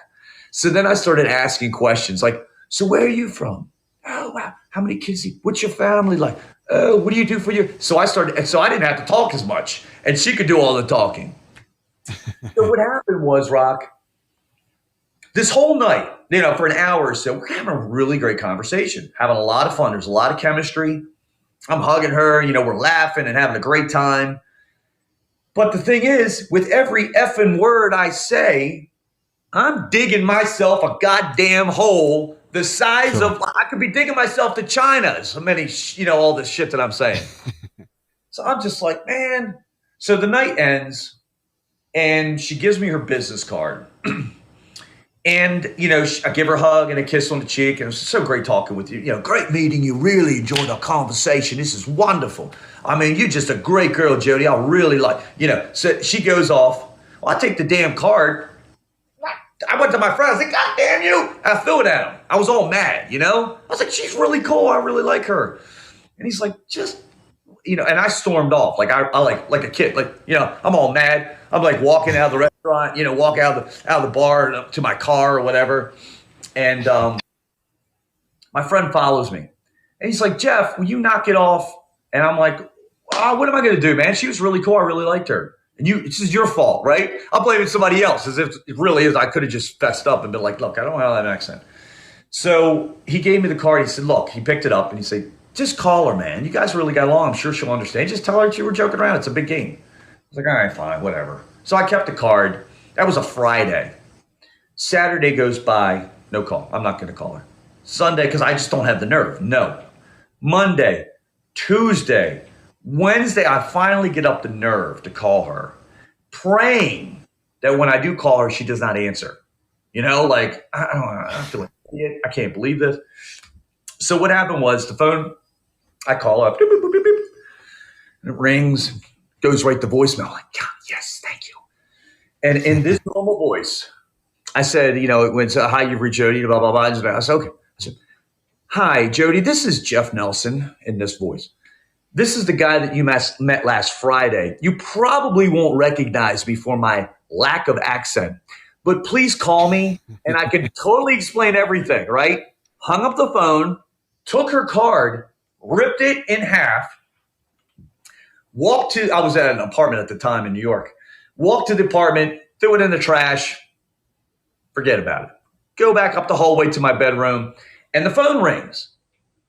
And I'm like, oh, fuck. You know, I go back down the hall, answer the phone because I was in, where was I? I was in Tribeca. Anyway, so I answered. I said, yeah, hi. She goes, is Jeff there? I said, this is he. And she goes, okay, what's the deal? And I was like, oh my God, Jody, it's Jeff. I said, go hang up the phone. I can explain everything. I said, it's just a game that we play. And I said, listen, I would love to make it up to you. I'll take you out to lunch. I'll meet you in a public place with everybody around. I'll take you to lunch. I'll sit across the restaurant from you. I won't even sit in the restaurant, and I'll buy you lunch or dinner. And she was like, oh my God. So it was just really funny and cute. And I, and she's like, fine, I agree. I'll meet you in public. And we hung up, and damn, we went on a wonderful afternoon date. We went to a place called Paolo's, had great lunch, talked the whole time. We walked around and had just a wonderful time. And we've been together ever since. I mean, we haven't, I mean, if there was more than a week time spent apart, here and there, but God, I think I moved in probably 3 or 4 weeks later. We moved in together. And I think I proposed to her probably, oh my gosh, Rock, I think 8 months, 9 months, 10 months into the relationship, I proposed to her. So fresh into it, yeah. And you've been together. And how old were you guys when you met then? Oh gosh, I was turning 27 at the time. So I'm 49 now, I'll be 50 coming up. So yeah, I was 26 or 27. I think I was going from 26 to 27. And she's a year, I love telling everybody this, she's a year and a half older than me. So she's now. So she was, a little bit older, but yeah, that's when we went. My wife's older too. High five, man. High five. High five, buddy.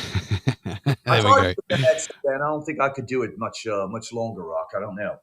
I don't know if I could keep. And if I was in Australia, I'd probably get the shit beat out of me. Do me a favor. Play this podcast back to her so she can actually hear the real accent and see what she thinks of it from there on. Okay.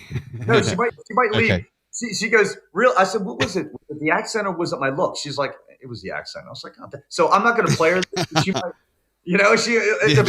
just block me after this. All right. Yeah. Nothing personal. I totally get it. Just bro code. We got it. Listen, hey, Jeff, I've got a message here from Legends, who's Jared in the audience. He wants to ask you a question. So here we go.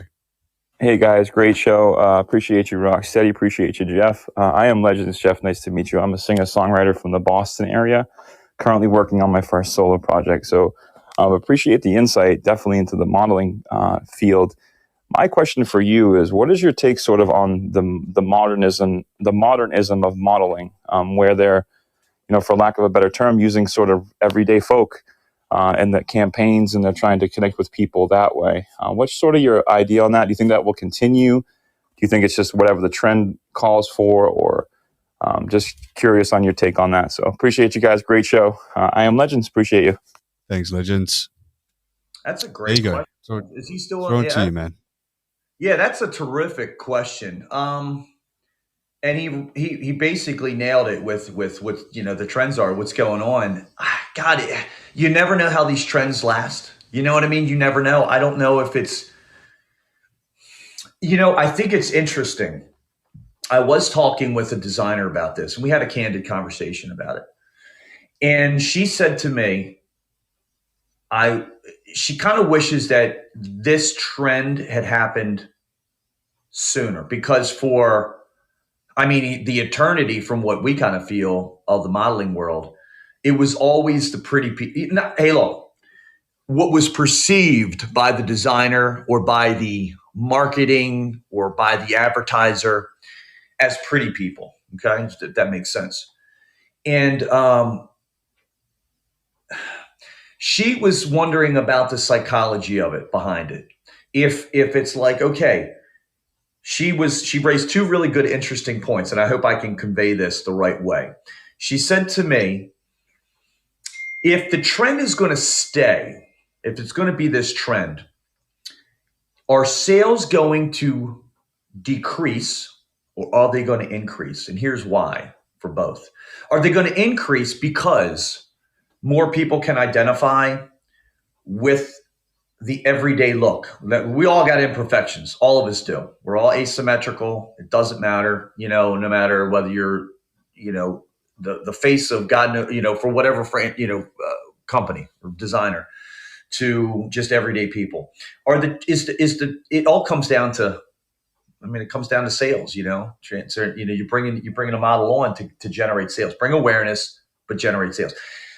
Are the sales going to go up because of everyday people are wearing it, people of different skin color, sizes, shapes, sexual orientation? or non-orientation, are those going to go up because people can identify? There's more people that identify. Or are the sales going to go down because we kind of look at people and did she use aspire? I can't remember if she said aspire or like, if you see somebody in the best, you want to be the best version of yourself. I think aspire to be like them. Yeah, it's aspire to be the best version of yourself. Yep. Yeah, you want to be the best version of yourself.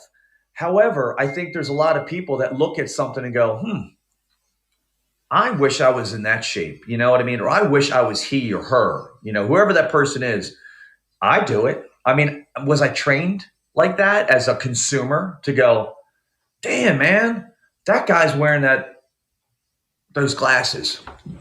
I'm going to buy those glasses because I'm going to look like him, right? You know what I mean? I'm going to look as good as in my mind, I'm going to look as good as he looks with those glasses on. I want to buy that shirt because he looks great in it. I want to buy it because I want to be like, I want to be him. Whoever, Rock, that guy Rock, I love those glasses, your eyeglass. I want to look like, I want to grow a beard like Rock. Because I want to look like him. I like the way he looks. So I wonder, we talked about this. We had a nice little candid conversation. I won't disclose who she is, but very well known, very popular.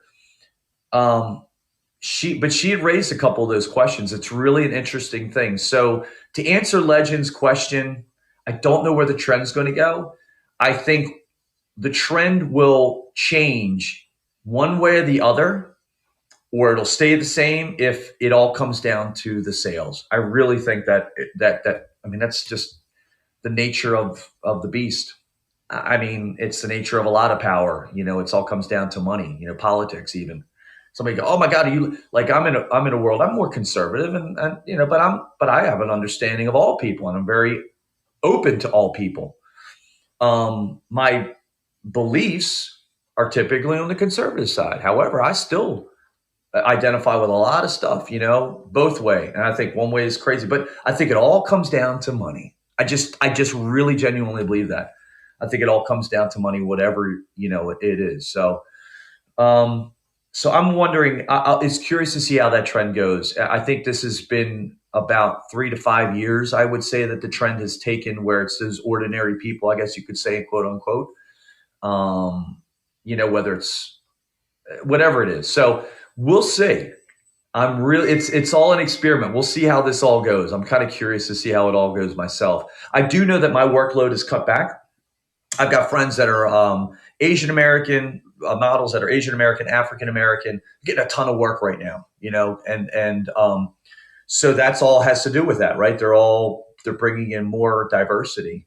There's diversity, people, diversity. There's people. I do a lot of stuff, obviously, like with my shirt off. Now I have to do a lot of images because I need to portray the best version of myself, that I look in great shape. And at some point, Rock, my hair it's graying. And my agencies are like, please, will you just go all gray? Get you a lot more work. Let me tell you something right here, right now, Jeff, that one of the listeners that's popped in, Raymond, on the screen there, you probably can't see it just yet, but Raymond Palmer is someone I did a podcast with about anti-aging and longevity of life. So he's actually like a leading scientist in that particular field. So Wow. graying of the hair, and he explains, which I'll send you the podcast to listen to. It's like a peroxide in your hair that will basically, he's got tools in different ways that you can reverse anti-age yourself. So you want to speak to him, you can prolong your modeling career apparently. Well, this is the thing though. A lot of my agencies are going, your hair needs to be all gray. We'll get you a ton more work, because I'm starting to transition into, I typically fit the 35 to like 45 year old range. That's my, if the designer's looking for that, they're looking that, I fit in that. However, there's going to become a time where I won't fit the 35 anymore, and it's starting to happen. Sure. So now I've got to go from 45 to the 55-year-old piece of the pie, but I won't do that with darker hair, because I'll get what they call a tweener. I'm kind of stuck in between, and I need to have more gray, believe it or not. And sometimes they'll put stuff in it and make me look grayer. It's like a paste or some kind of stuff. But anyway, who knows how that trend's going to be? I'm really curious to see how it all works out. I think that it will, as long as the money's there. If it starts to drop, it'll change. It'll go in something else. And then naturally just things change anyway, the trends. You get 60s Sure. back now. There's a lot of 60s. 80s has made a big push, of course. 90s is now very popular. So it's kind of all just kind of comes around and all that. Yeah, absolutely. We have a text message here. In fact, I've missed a couple. Yeah, we've got Skinny's. Where did it go here? Skinny said, "Love the show, brother. Jeff is awesome. And so are you, brother. Remember, Skinny needs to be a creator ASAP." That's here for Fireside. And we've got Kathleen. Thanks for chiming in. She said, "Love heart. Silver is sexy." So she's giving you a compliment there. We have a message from Legends, but as we're getting towards the end of it, just looking at time now. So I just want to know if it's okay if we can invite anyone up on stage that wants to jump up. You don't have to go on camera. You can, if you want, request to jump on stage and you can ask Jeff the question yourself, interact with our guests. We've got the real Skinny that's going to pop up real quick. Skinny, how you doing? Doing great, brother. That's good. I can go on camera if you want. All right, let's do that. I'm pretty. Let's do that. Let's Yeah. welcome. We're going to do something where at the end of the shows we're going to get the crowd interacting with the show. So, okay. So we'll just do one at a time. And so next, Mishola is going to come up next. Okay, so I'll bring you up in a second, Mishola. So just one at a time. So go ahead, man. Ask Jeff anything you like. Yeah. Hey, Jeff, I was just, you said something just now about the gray hair thing, right? I got a ton of gray hair in my facial hair and in my head. You think there's some work I can get, man? I'm just saying. Like I can do the crack commercials or something. It don't matter. I think Skinny's looking for a head replacement. Is it possible this day and age? I'll do what all the agencies say when they want to brush you off. Send me your headshots. Just send us your headshots to this email. Yeah. We'll look at it and get back to you. Well, the last is that a way to blow people off? Is it? That's what they do. Yeah, send it to our email. I'm like, oh, yeah, well. Sure. They just look at Skinny's head and they go, "This guy's got a head like a half-chewed cock," and they don't end up sending it back. Well, I almost got in trouble the last time a chick sent me a message on Facebook and asked me to send her a headshot. Turns out that's kind of illegal. But anyway, great show, guys. I've enjoyed Thank you, man. it. I've been here. I've been pinging back and forth. I had a show I had to go to where Stephanie was at, and I got to aggravate Stephanie. But I want to say real quick too. I know Dave's out there watching. About the headshot. It almost went over my head, and I caught it. I caught it. Never. I'm here though. I'm sorry. So I caught it too. I just ignore him now. I can't help myself when Skinny's on stage. I can't help myself with this guy. No, I love the guy. Man. Notice the background, Rock? Sorry. You notice the background? I do. It's a bit of an Elvis ripoff, isn't it? No. See, I had to stop that. I had the actual red, white, and blue, and Dave made the comment that I stole it from Elvis, so I went and got my. Oh, okay. Well, yeah, I was wondering where the red did go, but yeah, no, it's great. I think it's a perfect background, man. And I see you've lost your moustache along the way, as well. Yeah. I'm trying to clean up, Yeah. I'm not to the shirtless place yet, but I have started working out. I've got extra heavy duty batteries in all my remotes now and a bigger phone, so I'm getting it. Thank you guys for having me up. Thanks, Skinny, man. We'll just we'll pop you back down. Thanks for jumping up, brother. Appreciate you hanging for the show, man. I really do. Buy the real Skinny with your head thing. That almost went over my head. I do stuff with Paul Votto every now and then. He'll tell me these jokes. Yeah. He goes, "How could it go over your head? You're like 6'3", and I did not get that for the longest time. Your laughing was making me laugh. Okay, so Mishola, she wanted to come up. I'm going to bring her up on stage. Do you want to go on camera? I'll invite anyway and see if you can. Mishola, I hope I'm saying that right. Hello. It's my Shola. Yeah. My shit. Oh, it's like my shit-ola, like that. They made a song about you, didn't they? Hey, guys. I'm sorry. They made a song about you, or is that an Aussie song? Isn't it My Sharona? You know that one? Man, when I say growing up was very difficult because of that, and then my, and then it's like, oh, me, oh, my, my by Johnny Gill. I heard it all, but my name actually means something really, really good, so I really don't care. My name is awesome. It means, by my presence, God has blessed you. And my full name means God has made me rich. So I really don't care what people say about it. My name is Bob. Well, I think it's a beautiful name. I've never heard it before. So I really do, yeah. Thank you. Oh, you're welcome. So, so just wanted to welcome you up on stage if you had anything to ask Jeff, by all means. I do. Yes, go ahead. I do. Okay, so Jeff already knows I love him. I love his show. I've been trying to catch it. I didn't get to watch a lot of this. I'm going to watch the replay because my show is like earlier before yours, so I always like missed half of yours. So if you answered this, sorry, but I was modeling a really, really long time, for like the last maybe 10, 15 years, and I started with Disney and all that great stuff. But I'm short. I'm 5'2". So, you know, I'm in person. I'm like trade shows. I'm car show. Not the car show like that. I'm more like on the stage with the tricks and stuff like that. I'm short. And events during COVID, out. So, of course, that work completely gone. Sure. Did you find a way to transition out of in-person things? Because I don't do catalog work. I don't do runway. I'm very short and I'm personable. So I do a lot of event modeling. Yeah, so that's like the promotion field of modeling. You know? I didn't do any promotional stuff. But I'll tell you what, if you can really, with a lot of these shows coming back, I mean, there's always a huge need for that. And like you said, you did that kind of stuff. So,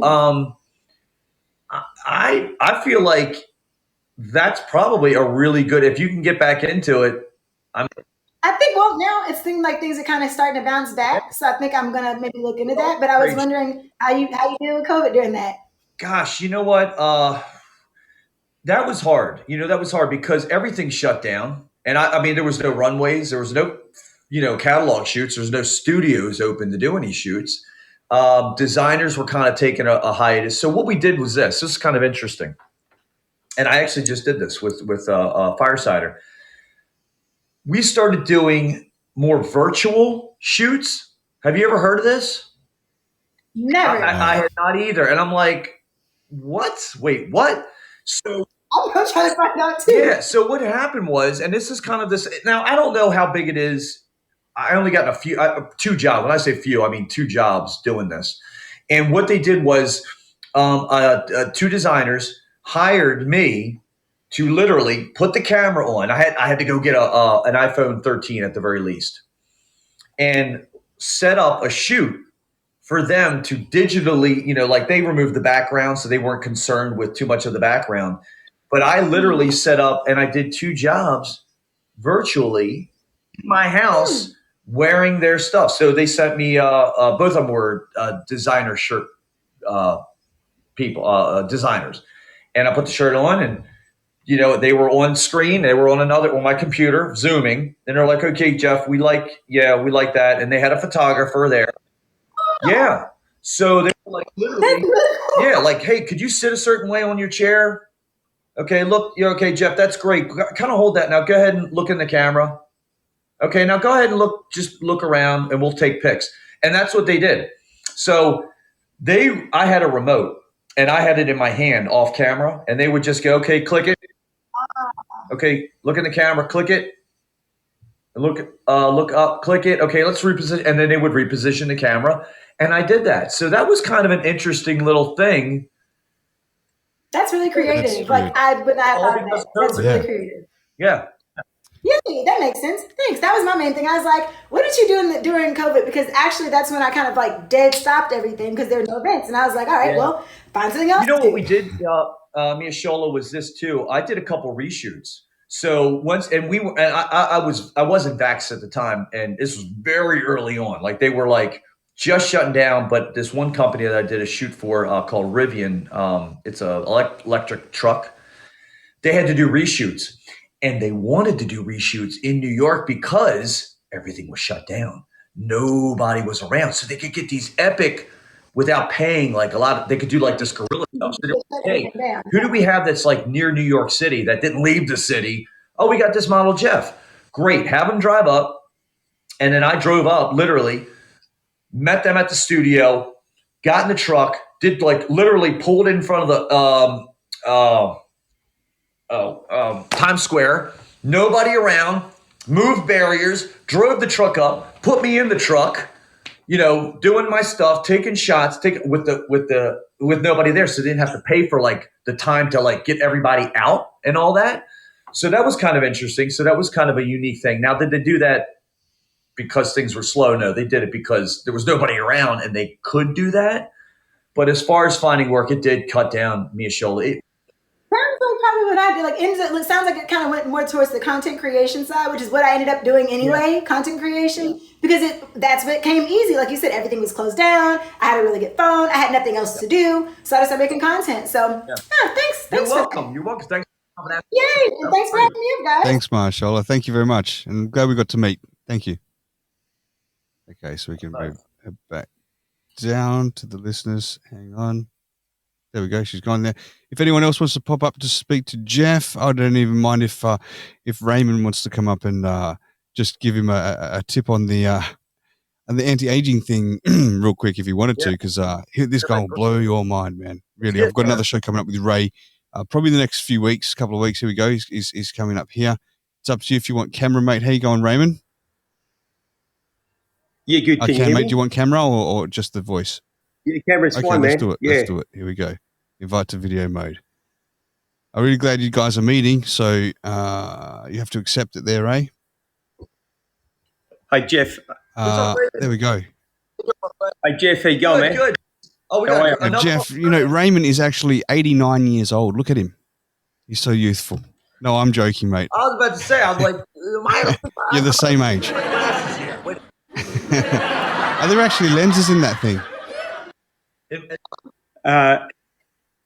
I wanted to ask you the same question. You got lenses in those? Oh, he does. I need them. Unfortunately. Yeah, right. So, two things, Jeff. Can you turn Rocstedi into a model? Absolutely. No question. We can turn anybody into a model. Can we get him on? Yeah. Can we get him on the front of a magazine or something? Yeah. They podcasters. Isn't there Podcasters Digest? You get me onto Podcasters Digest, I'll be there. I'll be there, brother. Mate, that's awesome, man. Okay, so that's the first question I've got for you. So that's good for you, Rock. So that's the first one I wanted to ask. The second one, is it okay if Rock doesn't have abs, but he can identify as somebody with abs? Is that okay? Raymond, I never knew you had this funny side to you, man. Come on. They're going to be very offended by it. Sorry. Okay, they're going to be very offended by this, and you're going to be in a lot of trouble, Rock. I'm sorry, but no, you cannot do this.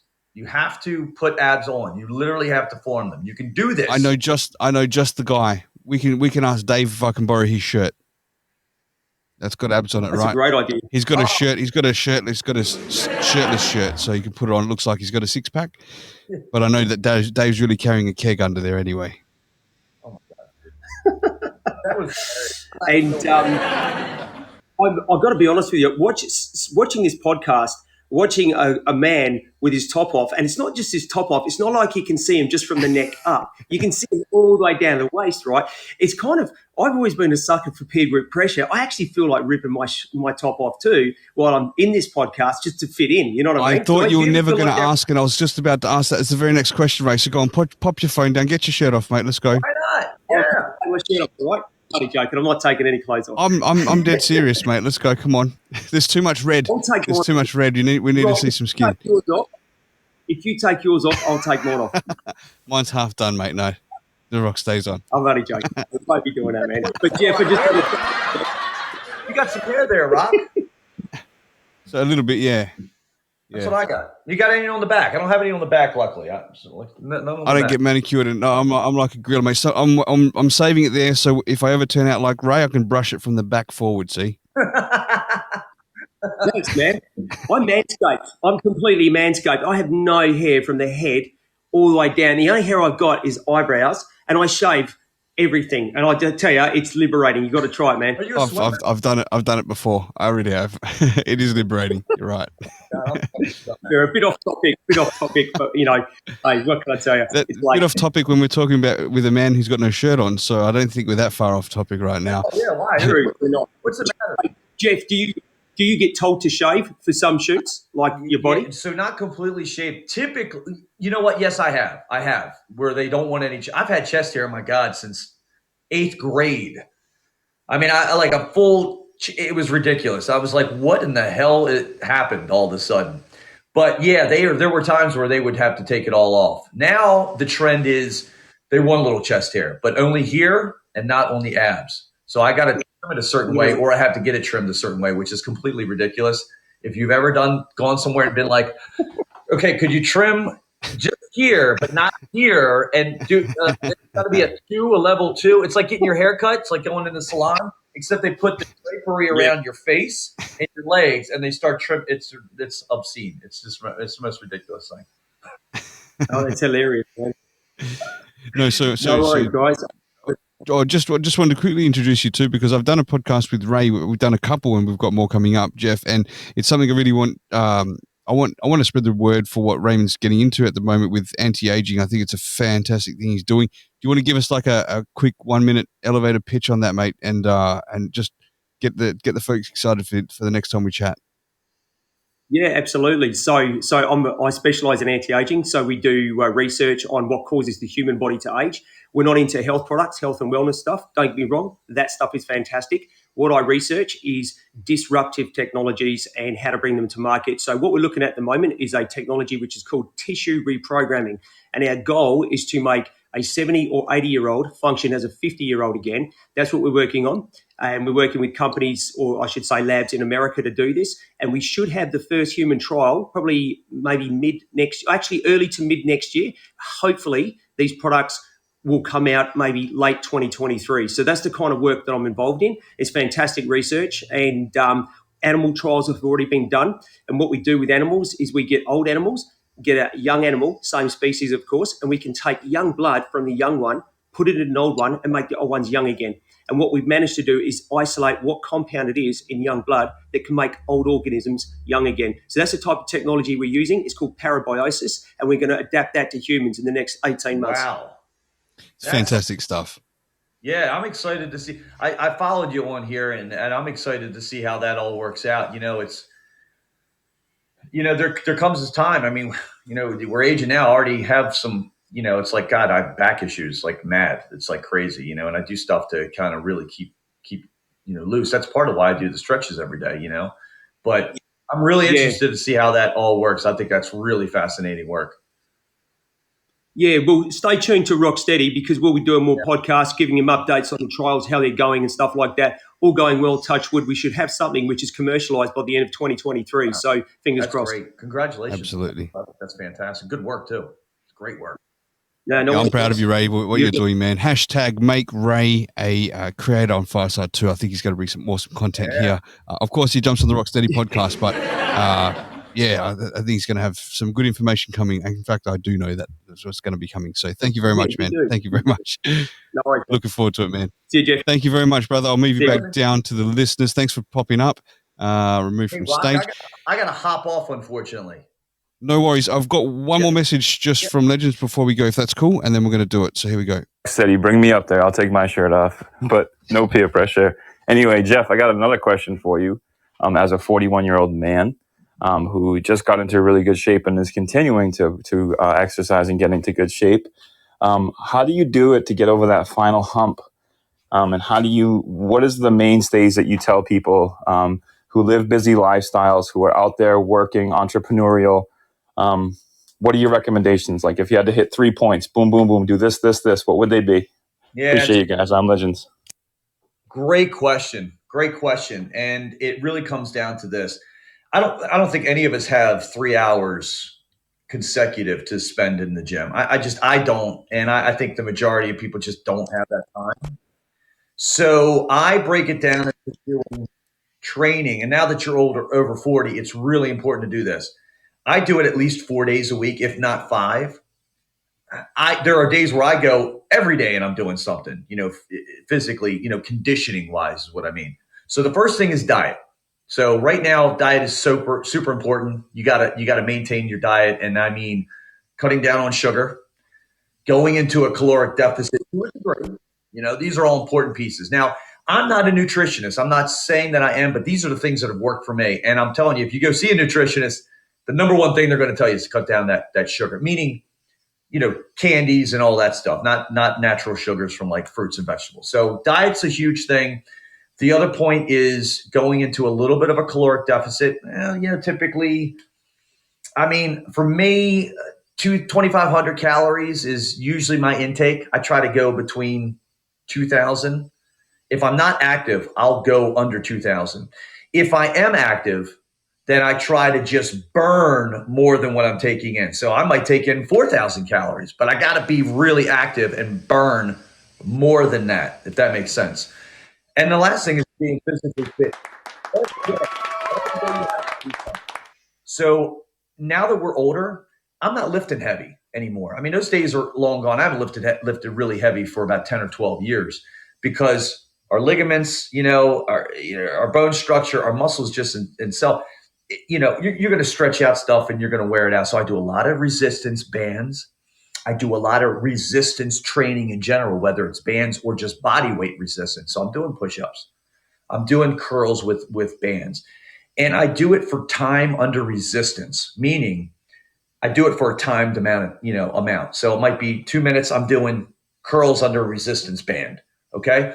Are you going to get big gains of that? You will after about a year and a half of doing it. So that's not the thing. If you're looking for big gains, you got to lift heavy. But again, you don't want to injure yourself. So there's really kind of a fine line, but do something every day, at least 4 days a week. So those are my main points. I hope that helps. Awesome. Thank you very much. And I know you're strapped for time. Dave just asked to come up, but I know you've got to be somewhere pretty soon. Jeff, I heard you say you got to go, so I had to stop. No, I just wanted to stop and just say love this show, love both of you guys, and I just wanted to say hi. Not coming to camera, and I heard you got to go anyway, but just wanted to spread the love, stop in and tell you guys have a great day. Great show today, guys. Thank you very much, Dave. Thanks for coming up. Yeah, I'm sorry. Thanks, man. Back here. Yeah. Cheers. All right. We'll wrap it up. I'll pop you back down, Dave. Thanks for coming up, brother. I appreciate always the kind words and your fantastic show. By the way, congratulations for being a featured firesider now. That's fantastic. When I saw that, I was fucking over the moon. I was just so happy that one of our crews up there. Now, Jeff, thank you so much for your time today, man. I know you got to rush off. If anyone wants to catch Jeff on his social media, go back to the post that I put on Instagram _Rocstedi on Instagram. You'll find all the different links for Jeff and his link tree, I believe it is, which has got more links again. Yeah. So you can catch it all there, right? Yep. Thank you so much, my brother. We'll speak again offline, and it was a pleasure to know more about you here on Fireside. Well done for sharing with us. Loved every minute of it, Rock. I mean, you do a great job with what you do. Keep at it. I mean, keep doing it. I mean, you're phenomenal.